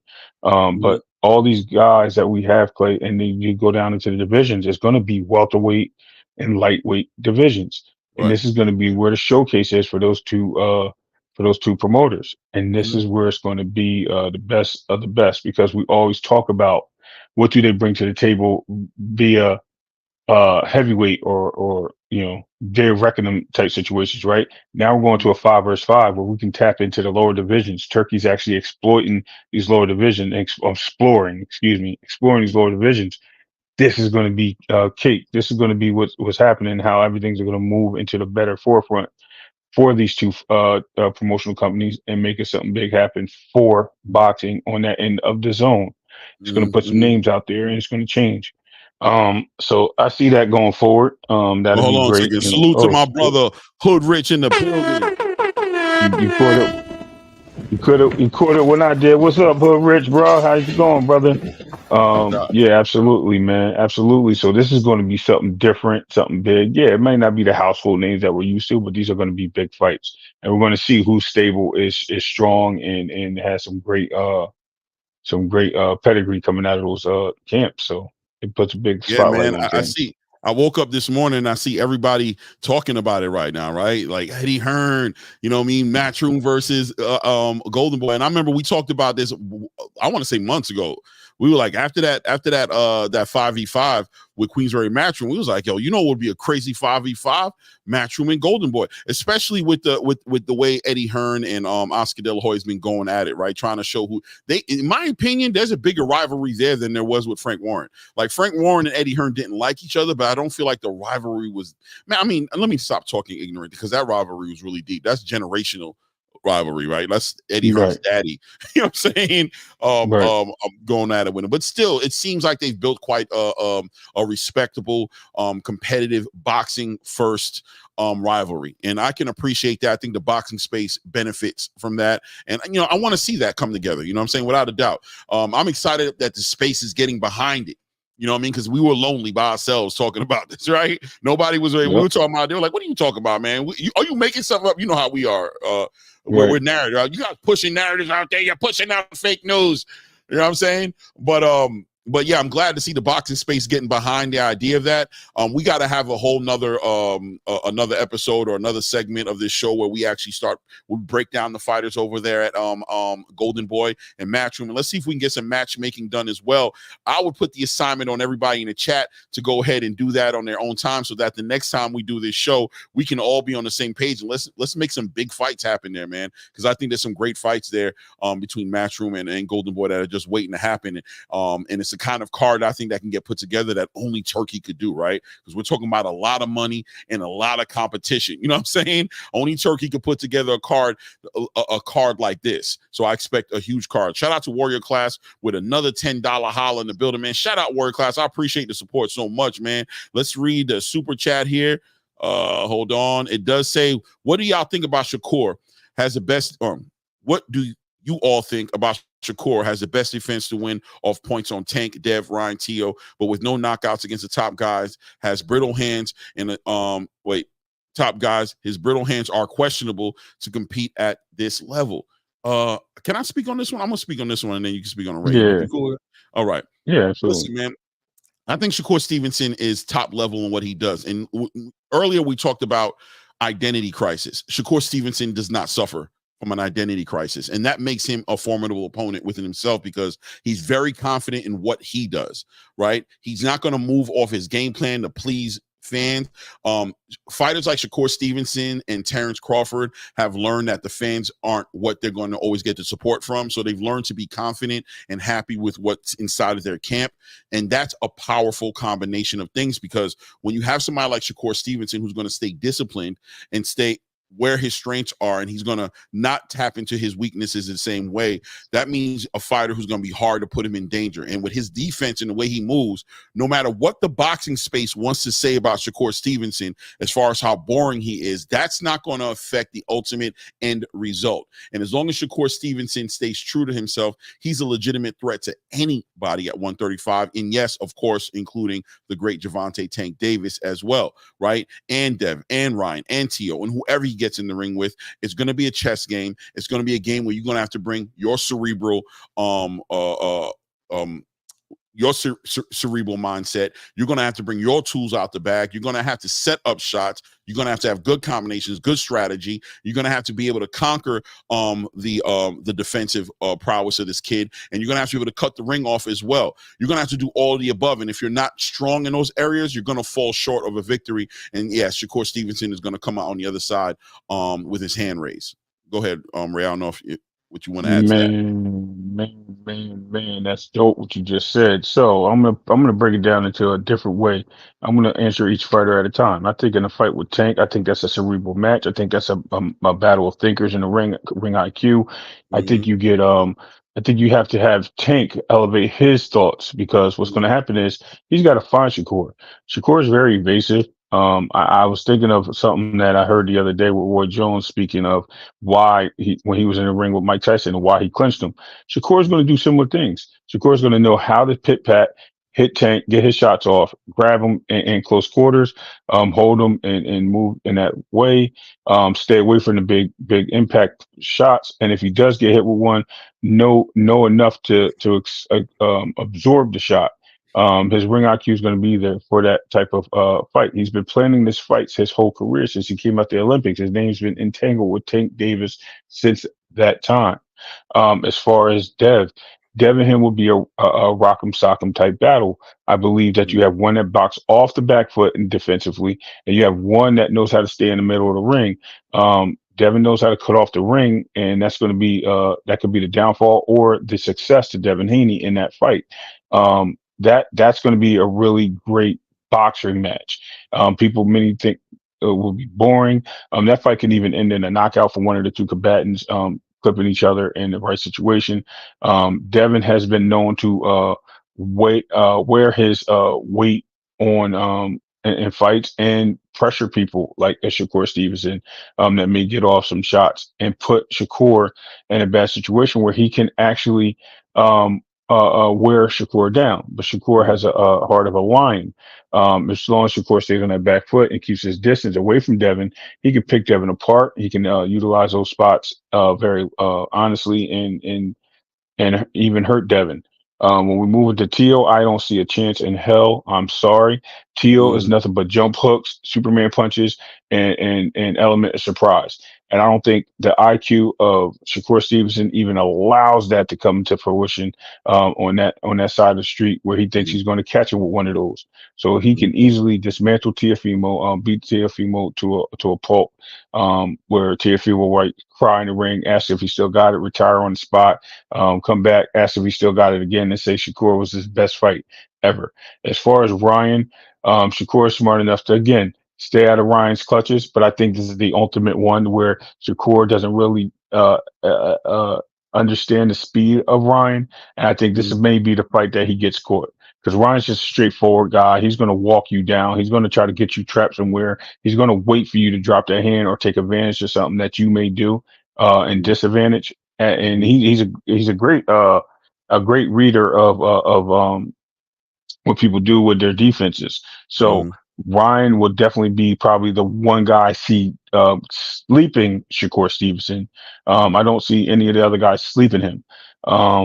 But at the same time, again, Shakur's IQ may keep him honest and understanding what that is. So it's an interesting conversation. That's how we see those go. I don't want to talk about his hands. I mean, people go through things in boxing. I mean, you do build up callus, and those callus can be dangerous. So I'm not gonna say his hands are brittle. I just think that those callus could be dangerous. Anybody that sparred, boxed, or had any type of athletic injury where you had a callus build up, that's just painful, and it can cause some problems. You got to get that shit removed. So shout out to Shakur Stevenson. Hopefully he's back in the ring soon and he does his thing.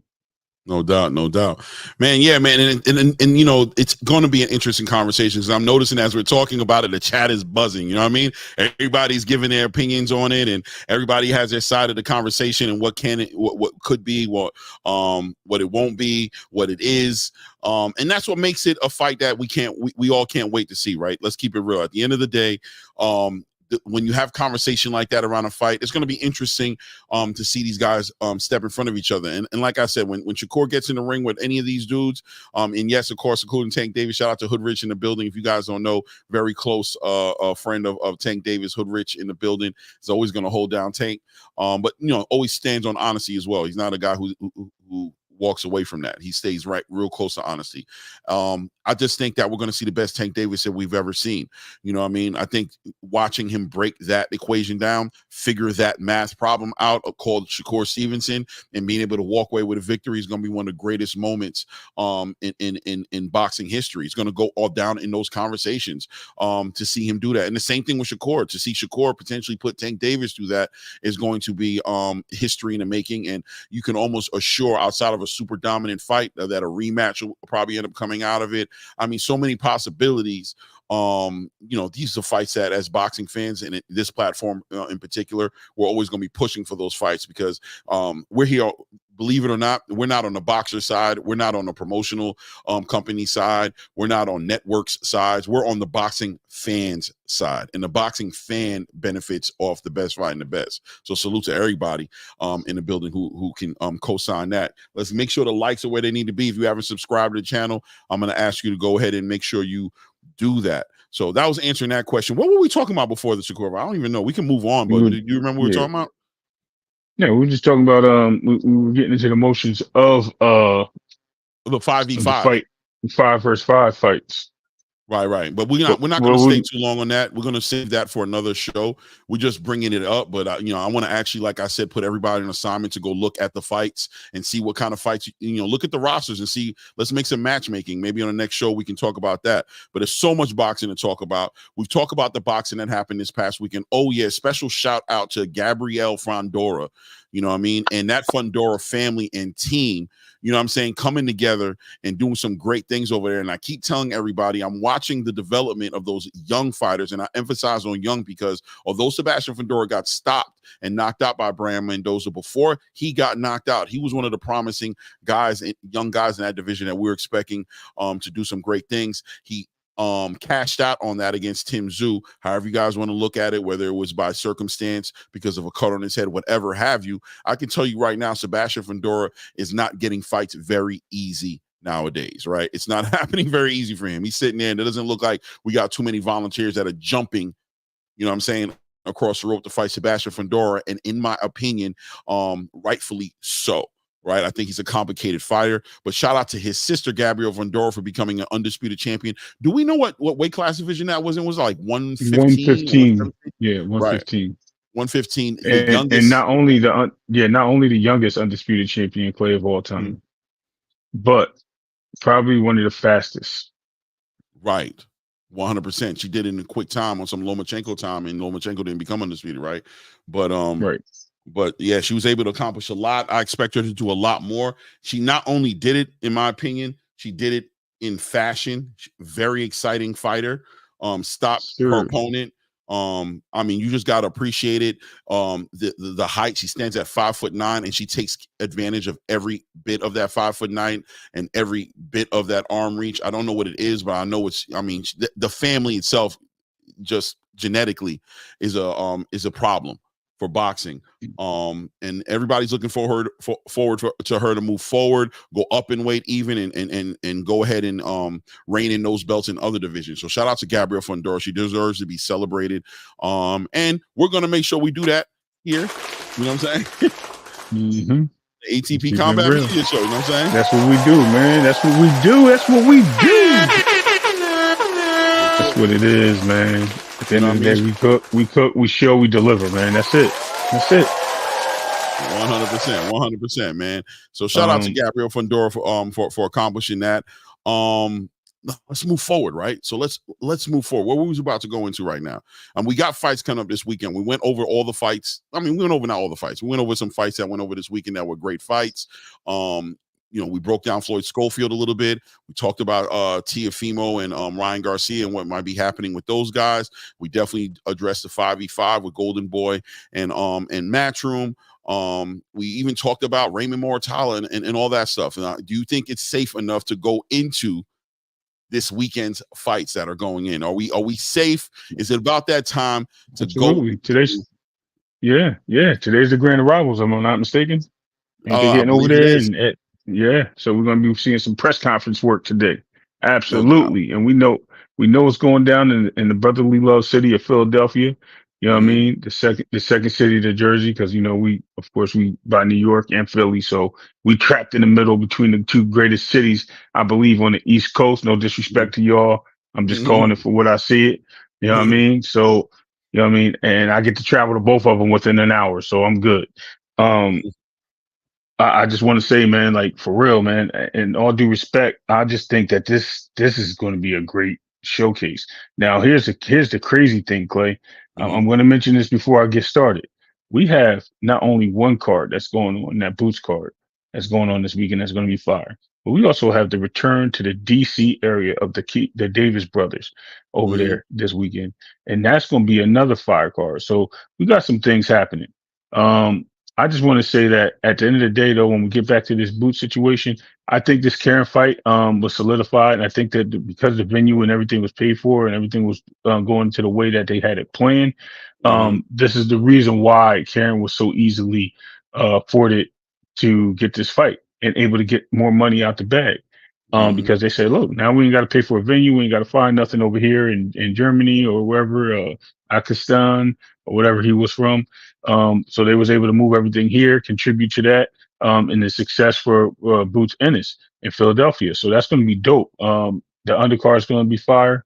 Boots dominates this fight. I hear rumblings of him looking to go 154, which we've been speculating on that. Matter of fact, I believe back in January of 2024 this year, right? Wasn't I making a big deal over that, Clay? And got back kicked in over it. Yeah, got back kicked in, thrown over the fence. Yeah. Because I brought it up as well, and we got shot down, right. About it, but at the end of the day, it made sense. So there's a lot of rumblings going on. Boots Ennis is on the verge of really catching fire, right? He just needs the right fight, the right opportunity. We're gonna hope and bet on Eddie Hearn is working on that opportunity. He's been putting some big conversations. Turkey Al-Sheikh has taken a certain liking to him and wants to put him in some big fights as well. Obviously, when you hear about Boots Ennis, you think about Terrence Crawford. You might even think about Errol Spence a little bit. But at the same time, Turkey's putting him in the conversations with the Virgil Ortizes and the Israel Madramovs and all the great fighters that are there at 154. And that might be the only thing missing out of that division to make that division the ultimate premier division of boxing today. Might be the addition of a Boots Ennis to that division. But nonetheless, saying that his card is going to be a great card. He has a co-headliner and Jesse Bam Rodriguez that's going to also add to this card and make this card just that much better. Let's be honest. When we first heard about this match coming together with Jaron Ennis and Karen Chukajagian, I hope I'm saying his name somewhat right. Chukajagian. Okay. There wasn't a lot of excitement behind it, and yours truly, right in front of you guys, I was like, what the hell are you guys talking about? This guy gave Boots probably his worst performance, and that's not a compliment to Karen to say that like he was that competitive. It wasn't competitive at all. I think it was a 12-0 shutout. He did a lot of running, a lot of dancing around the ring, and wouldn't engage with Boots. But Boots also got exposed in many ways in his fight because people talk about his ability to cut off the ring and things of that nature that he wasn't able to do, and said that Karen ultimately was able to play with Boots in a way that exposed Boots to maybe potentially other fighters at higher level, higher pedigree fighters could take advantage of. And they actually used it, although it was a complete shutout victory, they used it against Boots Ennis to be like, I told you he's not who he says he is. So he does have an opportunity to fight this guy again. Somehow Karen Chukajagian became a mandatory on that IBF belt that Boots has, and the IBF mandated the fight. And here we are. We're getting ready to watch them fight on Saturday night, right?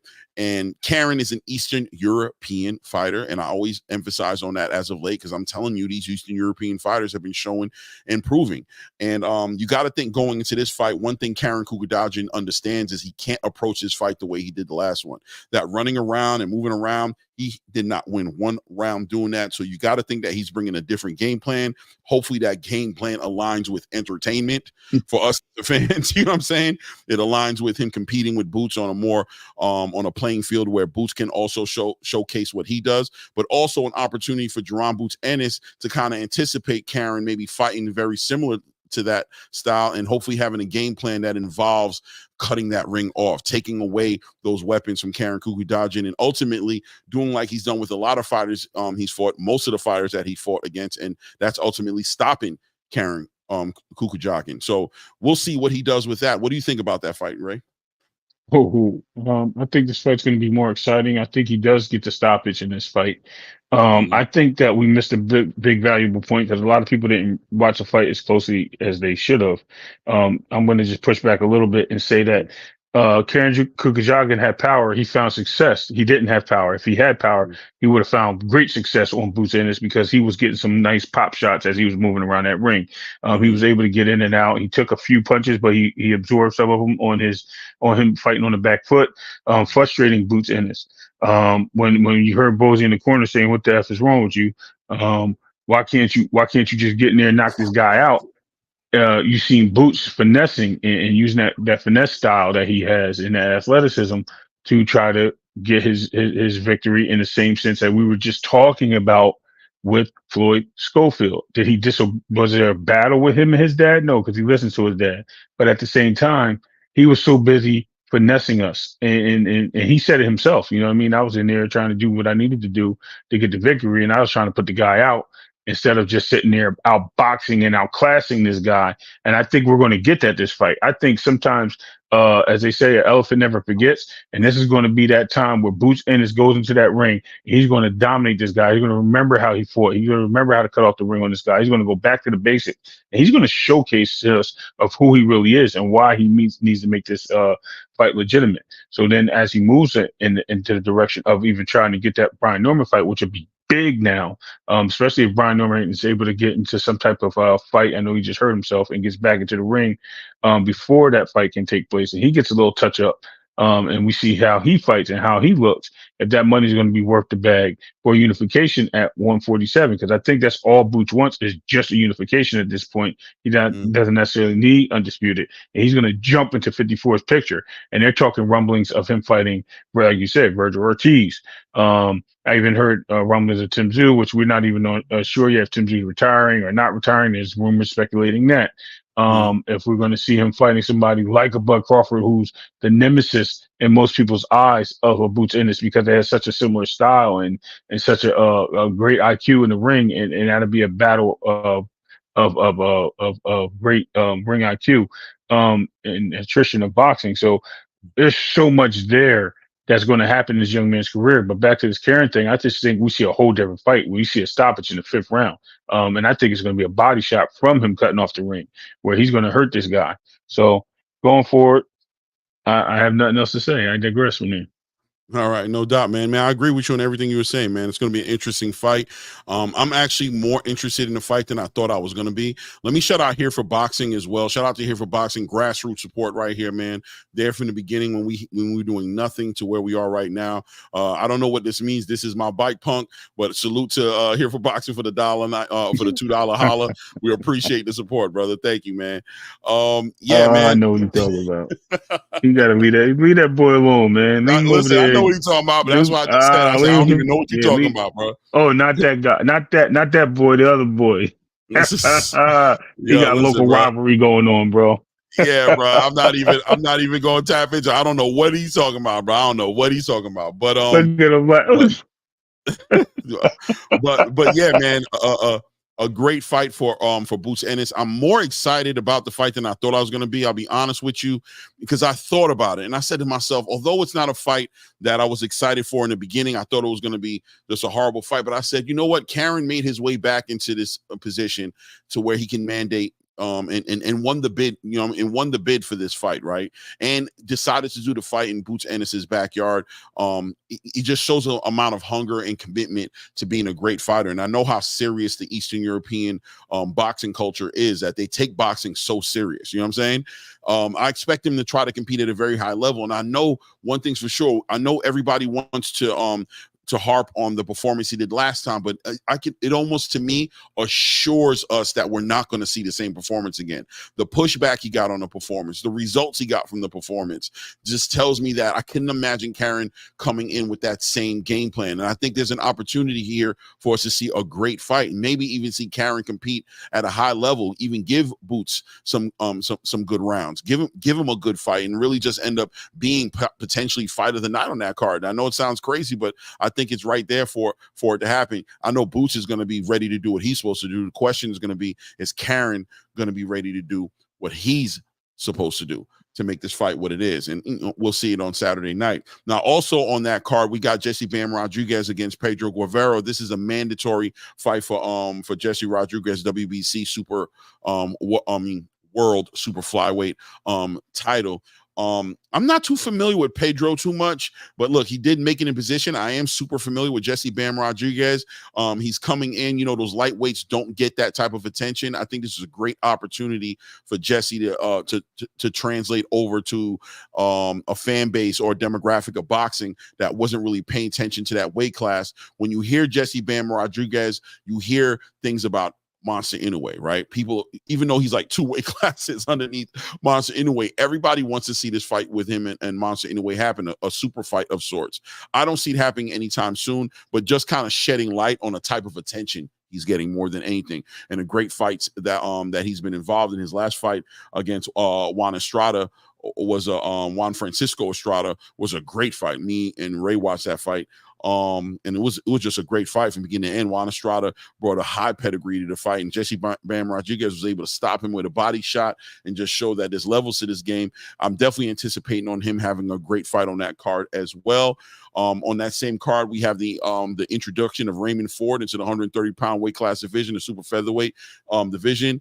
You guys remember Raymond Ford? He was a WBA champion at 126 in his last fight against Nick Ball in Riyadh season.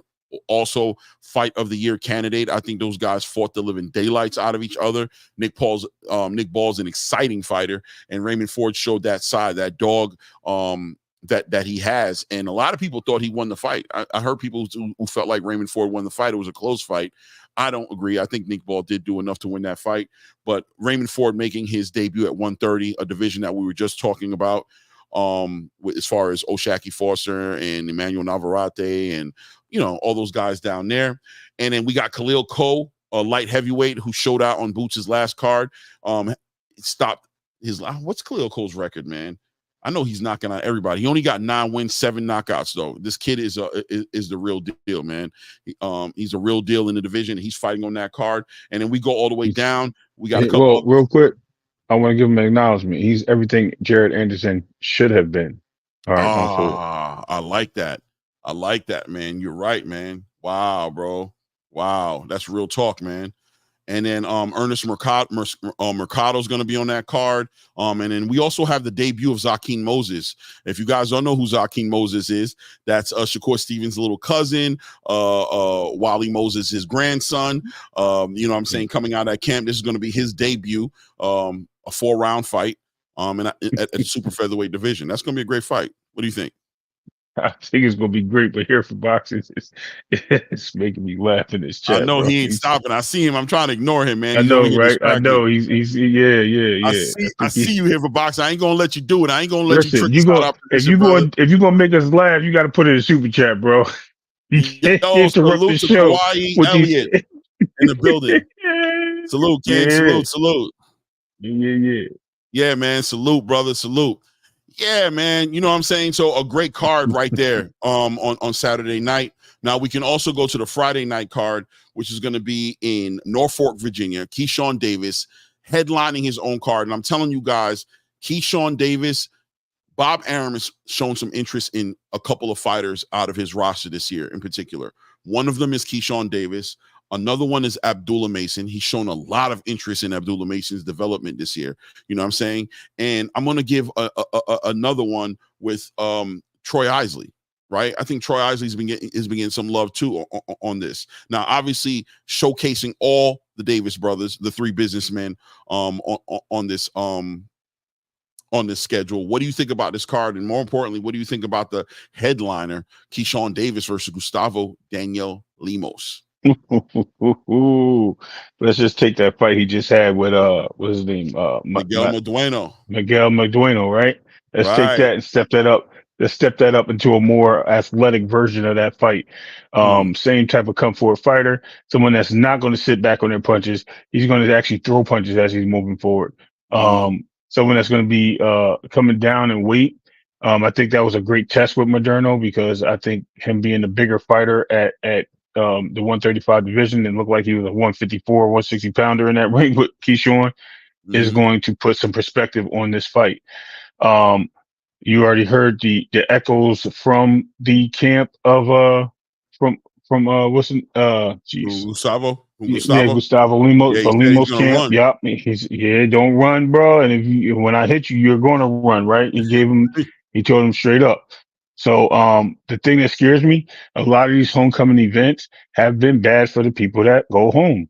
Right. So it's kind of like, damned if you do, damned if you don't. But I'm not saying that that's what happens. I think we're in a poised moment for Keyshawn where he has to sit there and pick his shots. He's going to have to box this guy. He does not want to be exposed. I think this is what Pedraza should have been if this was the younger Pedraza and not being drained down to 135. I think Pedraza is definitely a bigger a fighter that deserves to be at 140 at the current stage. He does not need to be a fighter at 135, and I think that hurt that fight more so than it because he just looked like he drained after the second round. Looked like everything just went away, and it was a takeover. Right then we get to the Moderno fight, which looks like Frankenstein just walking forward, just putting his hands up and not swinging.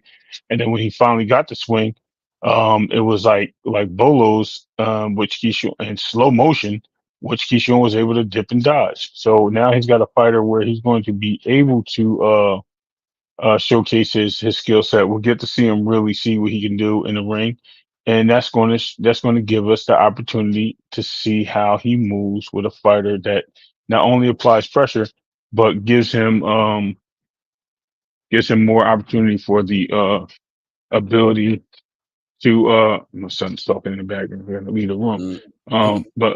Give him opportunity to feast or famine. You know what I mean? Like, get it done, bro. Let's get it in there. And I think Keyshawn does walk away with this victory. I think it's going to be a good fight.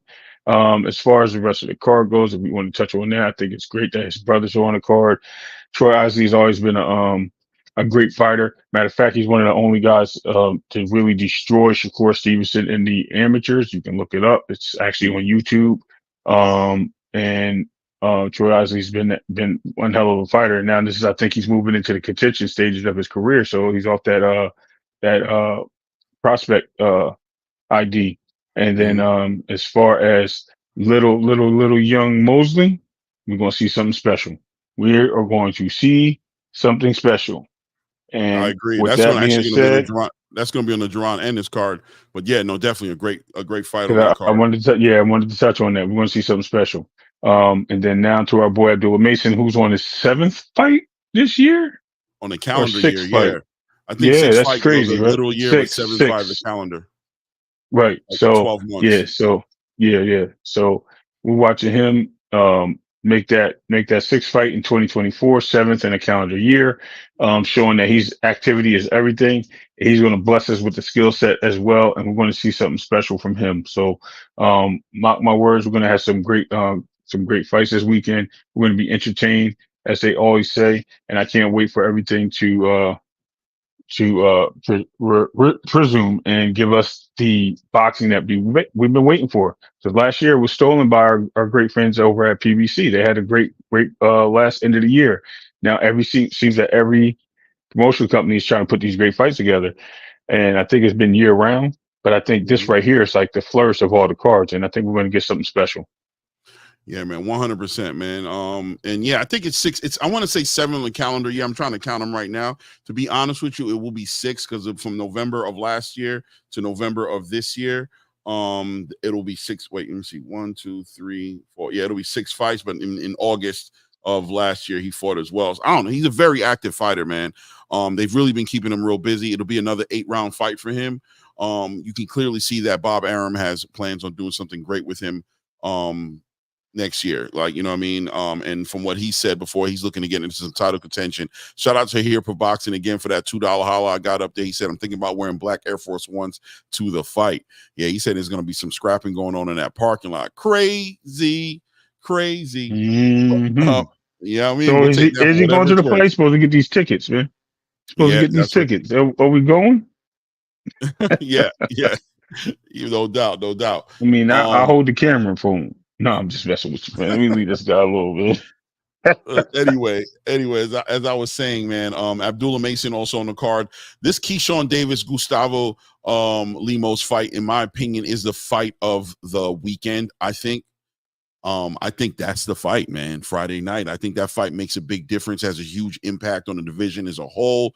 Puts Keyshawn Davis, either he's going to barbecue a Mildew, he's going to become a star on Friday night, or he's going to fall short and potentially get put back into the conversation of just a regular contender, not a superstar, depending on his performance. Bob Arum has put a lot on him and given him a great opportunity by allowing him to headline his card. From what I understand, it's already a sold-out event, and I heard it was sold out inside of 72 hours of the event being posted up.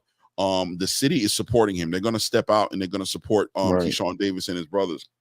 This is an opportunity for him to show improve and put himself where he wants to be, which is in title contention.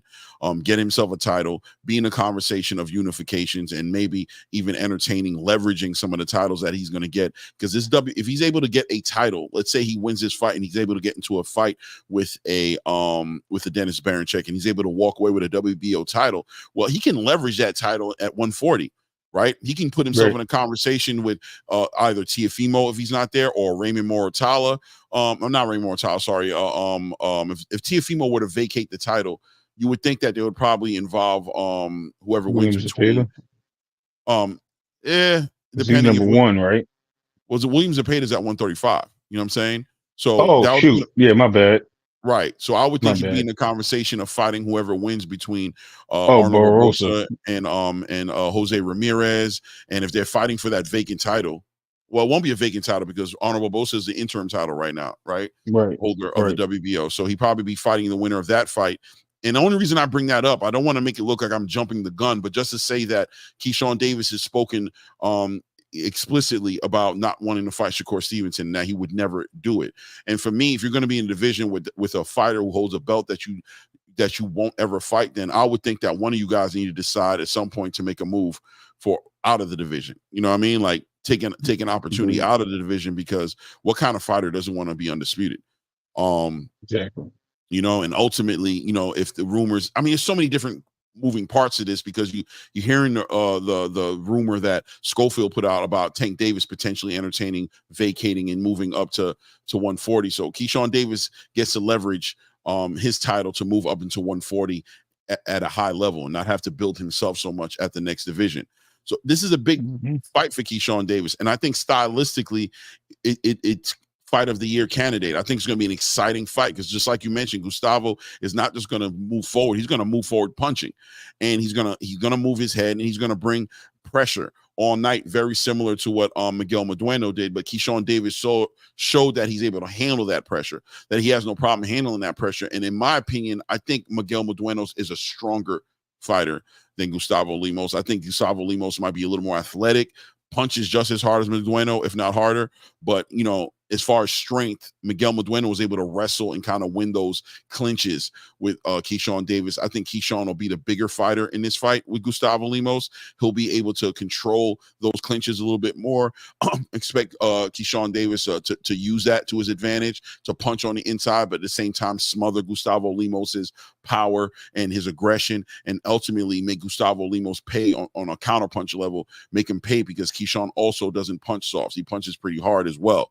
So I think it's going to be an opportunity for Keyshawn Davis to showcase all of that on Friday night and potentially be fight of the weekend, you know what I mean, that I see coming for him. And Abdullah Mason, of course, fighting against somewhat of a puncher in Johan Vasquez. This is probably his biggest threat that he's fought in his career at this point. This kid has an 80% knockout ratio, 26 wins, 21 knockouts. He's been stopped. He's lost 5 fights. He's been stopped once. So, you know, obviously nobody's going into this fight thinking that this kid's going to win, but he can provide some real competition, and we can see Abdullah Mason develop more in this fight and show us some different elements to his game to get to that victory. Show a little bit more of a cerebral approach from Abdullah Mason, but at the same time, that same exciting, powerful punching fighter that we're used to seeing in the ring. And I'm interested in seeing Kelvin Davis and then Keon Davis, the younger brother of the is he the youngest brother? Yeah, Keon's the youngest. I know Kelvin's the oldest. Keyshawn's in the middle, and Keon is the youngest, right? Yep. Right. So Keon's also making his debut on this card, right? Just like Yakin is on the Jaron Ennis card. Keon is making his debut on this card. So we get to see what he's been working on and see what the younger Davis brother, who people, you know how they always say the youngest brother is actually the good one. He's actually the best one out of all of us, right? That's right. What the Vargas is to say about Emiliano, right? That's what they all say. Yeah, Boots Ennis, right? Boots Ennis was the younger of brothers, right? Of two brothers, right? Well, three brothers, but the youngest of the right. So I'm interested in seeing what Keon Davis brings to the table. All in all, we got our fill of boxing to watch this weekend. Pro Box also has a fight coming up this weekend on Saturday, coming out of Belfast. I'm not really privy to all the fights on there, so I don't want to start talking on my ass about it, but I will be watching the fights and probably get introduced to some new fighters on that card as well. Boxing moves on, man. Boxing is such a great sport. It's doing great things. So many different things going on at the same time. International boxing is happening, obviously, as well. And we'll be looking forward to getting some conversations as well about what's going to be going on the Tyson Fury card, which I think is going to be another epic card. That's going to be in late December. I didn't talk about Lamont Roach and Tank Davis. We don't even know what's going on with that card.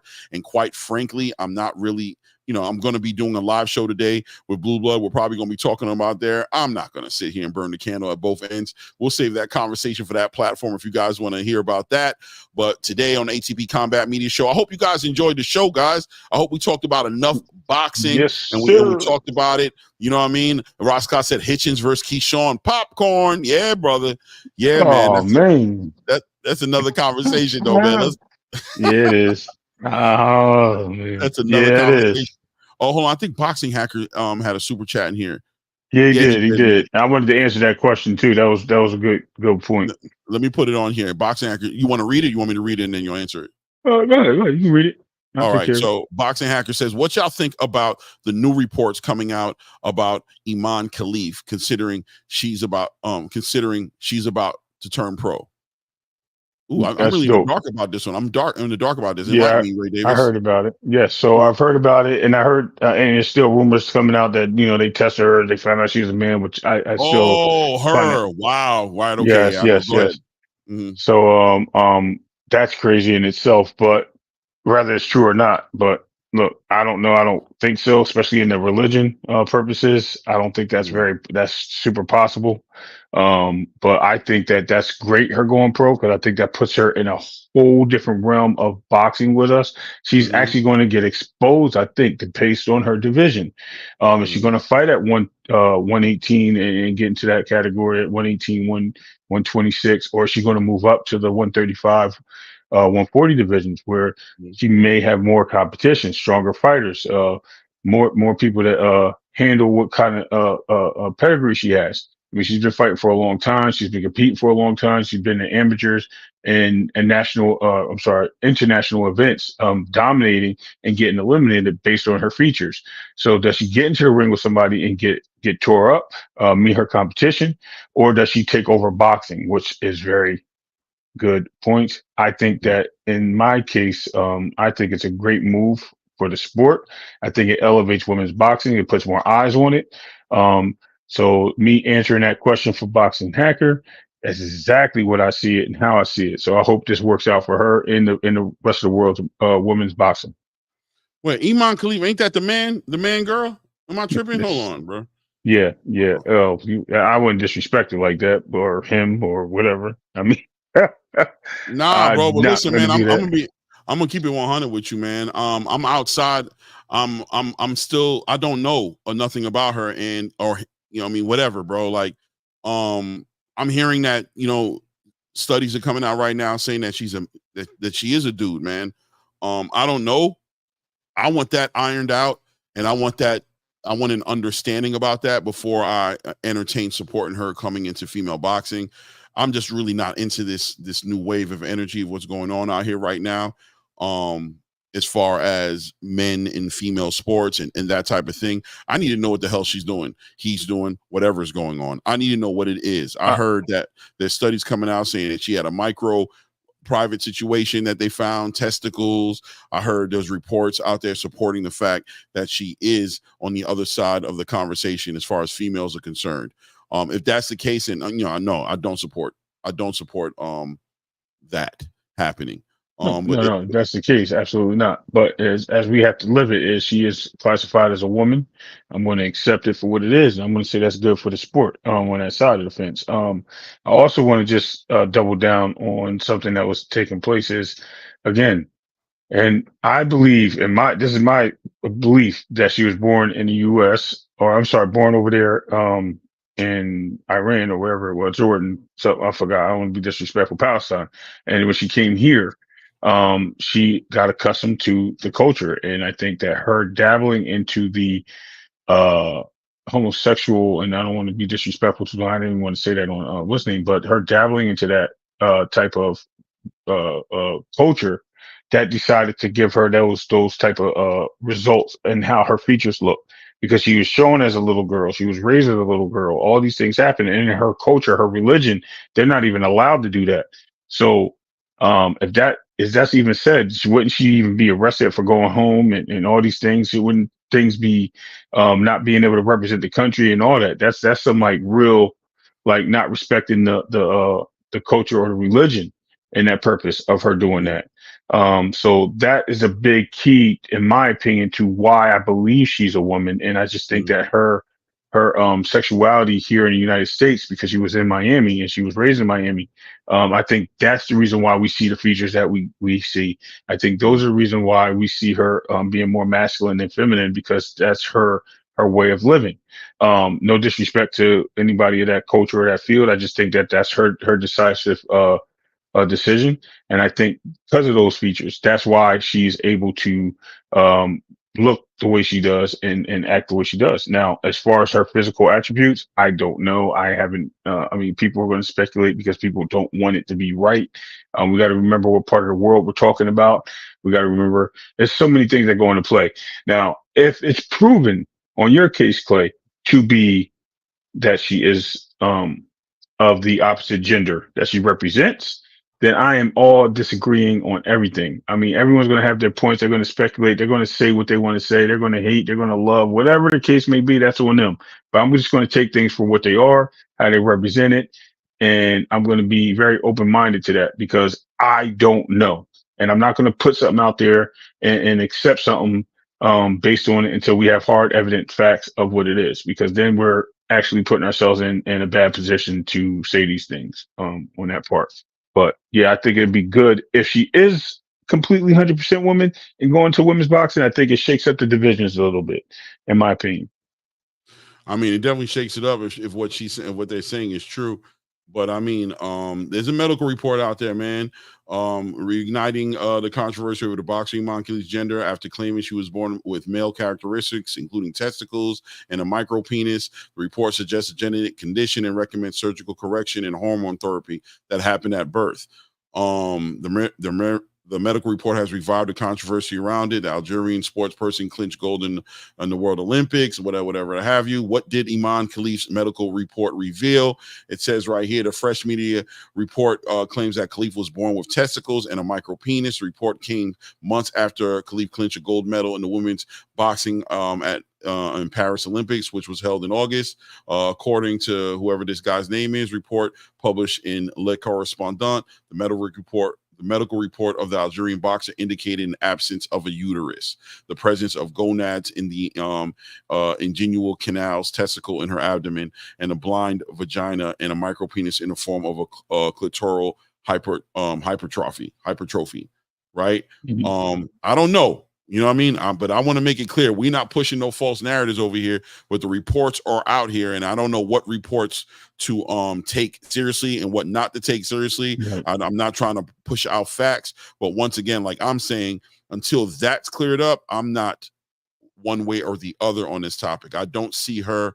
I don't think she should be in female boxing until that's cleared up, until that comes out to a conclusion one way or the other.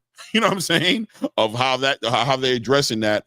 I don't think she shakes up nothing but the whole entire structure of boxing as we know it today. You know what I mean? We'll see. We'll see. You know what I mean? Time will tell the story. I'm not a doctor. I'm not a scientist, but there's too many reports coming out of here from pretty credible sources at this point. You know what I mean? So they need to kind of figure out what that was about. You know, things happen at birth. Kids are born with extra stuff, too much of one thing over another, some of this, some of that. Decisions are made inside of that hospital that night as far as how they're going to move forward with it. But does that change the genetics or, you know what I mean, the sex of a person based off of what medical procedures were done inside of a hospital? I'm not aware of how that works. I think we all can agree that she's shown a lot of strength and masculine features and tendencies and energy that people saw clearly. Helped her win in a combat sport. Yeah, bro. I don't know. I'm up in the air about it. That's what I said. That's what I said. I gotta go with what is being represented. Because like I said, I'm basing it on the religion. I'm basing it on a lot of different things. I mean, there are some things that happen. There's some and don't take this the wrong way. And I hope I don't get any issues for this, but there's some freaks of nature, bro. And when that happens, like you said, things have to be done. If that is the case, and there is a more masculine or more testosterone than says I didn't expect to hear gonads today. Yeah, right. Yeah, that was crazy. I wanted to make it clear that I was reading, you know what I mean? You know, my main thing is we don't know, right? But at the end of the day, I want to make it clear, you know what I'm saying? We're trying to build a credible platform. We don't want to get involved in conversations we're not supposed to be involved in, you know what I'm saying? We want to stay focused on the sport and what's best for the sport. And if I'm speaking on this, I'm not speaking on this from a judgmental point of view. I'm not trying to judge Iman Khalif. I'm not trying to, you know what I mean, pass judgment, but I am saying in the spirit of the sport, which is what we're speaking about, if there's an issue there as far as her having male features at any point in her life, in my opinion, there's issues with her competing with females who weren't born with that, because it's not about the organs as much as it's about the testosterone, the bone density, all those things that involve what make a man outside of just, you know what I'm saying? Right. Our tool that we use that give unfair advantages to women who are trying to compete at the highest level. So if she's exhibiting those things, that needs to be addressed before me personally, I'm willing to jump behind her in any kind of, yeah, man, I want to see her fight. I'm really not interested in seeing her fight at all until that's ironed out. Great point. All I got to say is, listen, as they say, God gave a woman an extra rib, right? Go check that shit out.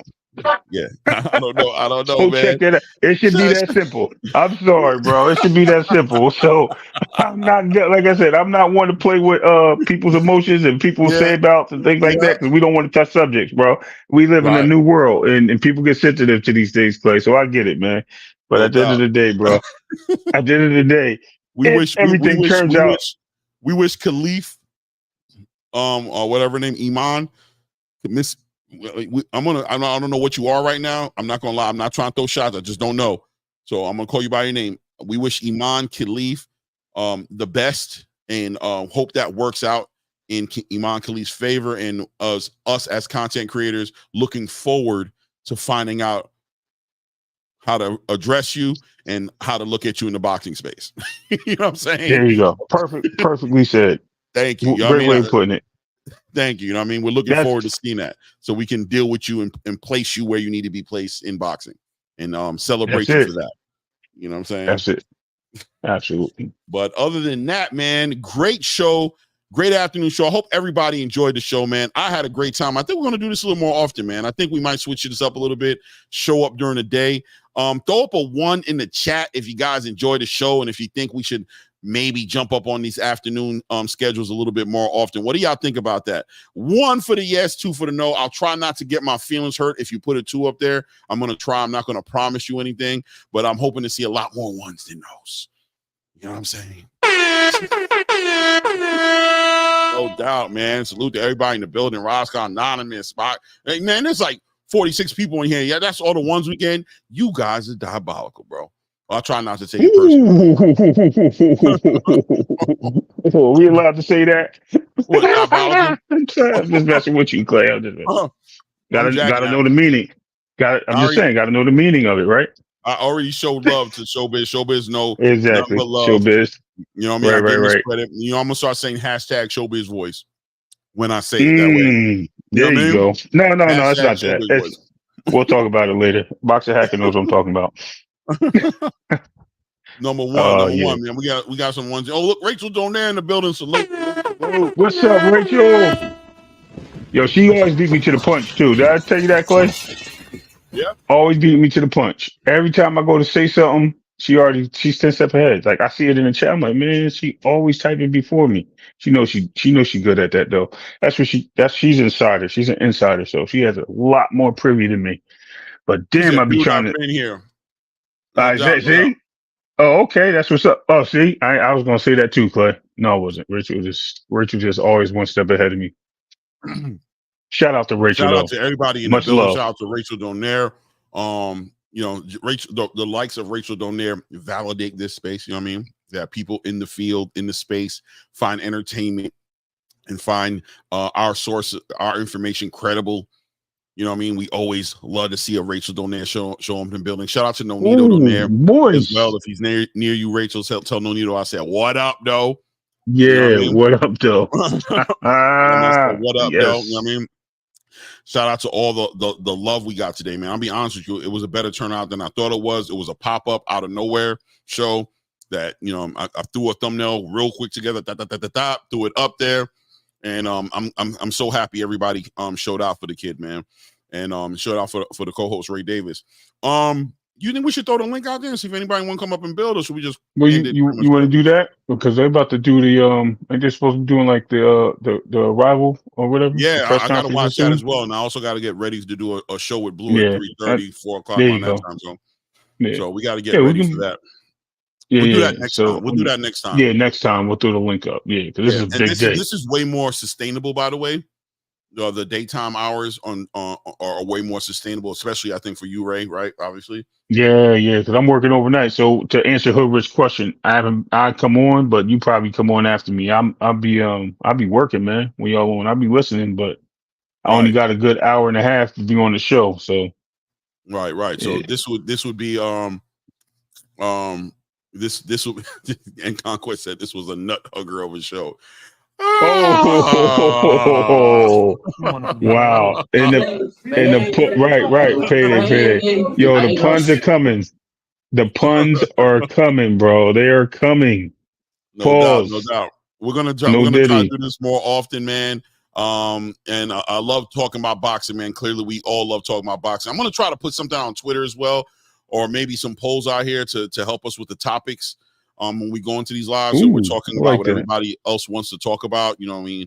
And we can also look into things that if we don't know, you know, things like Iman Khalif, I could have been a little bit more prepared to speak on a topic like that. Right. Yeah, that was strong. That's why I had to go the route I did, Clay. We can't, you know what I mean? We got the benefit of the doubt right now. Right there. Boxing through a curveball, like, ugh.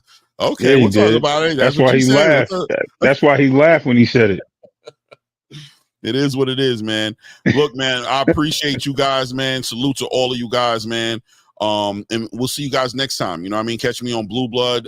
Maybe tomorrow we might do this. Maybe not. I don't know. I'm thinking about going to shoot. Hit me up, man. Go to range. I'll let you guys know. I'll let you know for sure. Yeah. You know what I mean? Salute to everybody in the building, man. I appreciate you guys for showing out for the kid, man. Really do, man. Really do, man. Thank you. Salute. Appreciate it, y'all. Salute.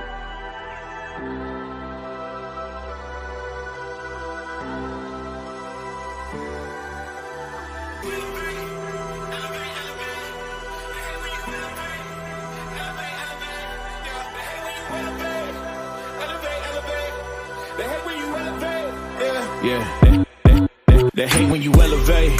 The second of losses, I'm handing them out, yeah, I had to go delegate. It feel like I'm floating, I'm lost in the moment, I swear I could levitate. They never believed that I would really fly, I had to go demonstrate. I had to set them straight. They hate when you elevate. They hate when you elevate. Yeah, they hate when you elevate.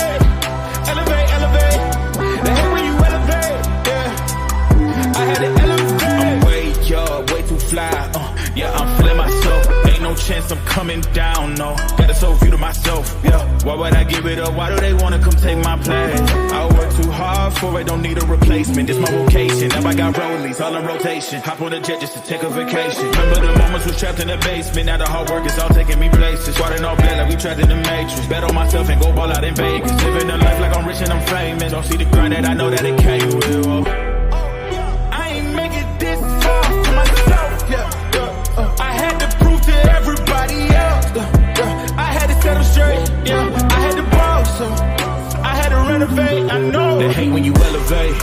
The second of losses, I'm handing them out. Yeah, I had to go delegate. It feel like I'm floating, I'm lost in the moment. I swear I could levitate. They never believed that I would really fly. I had to go demonstrate. I had to set them straight.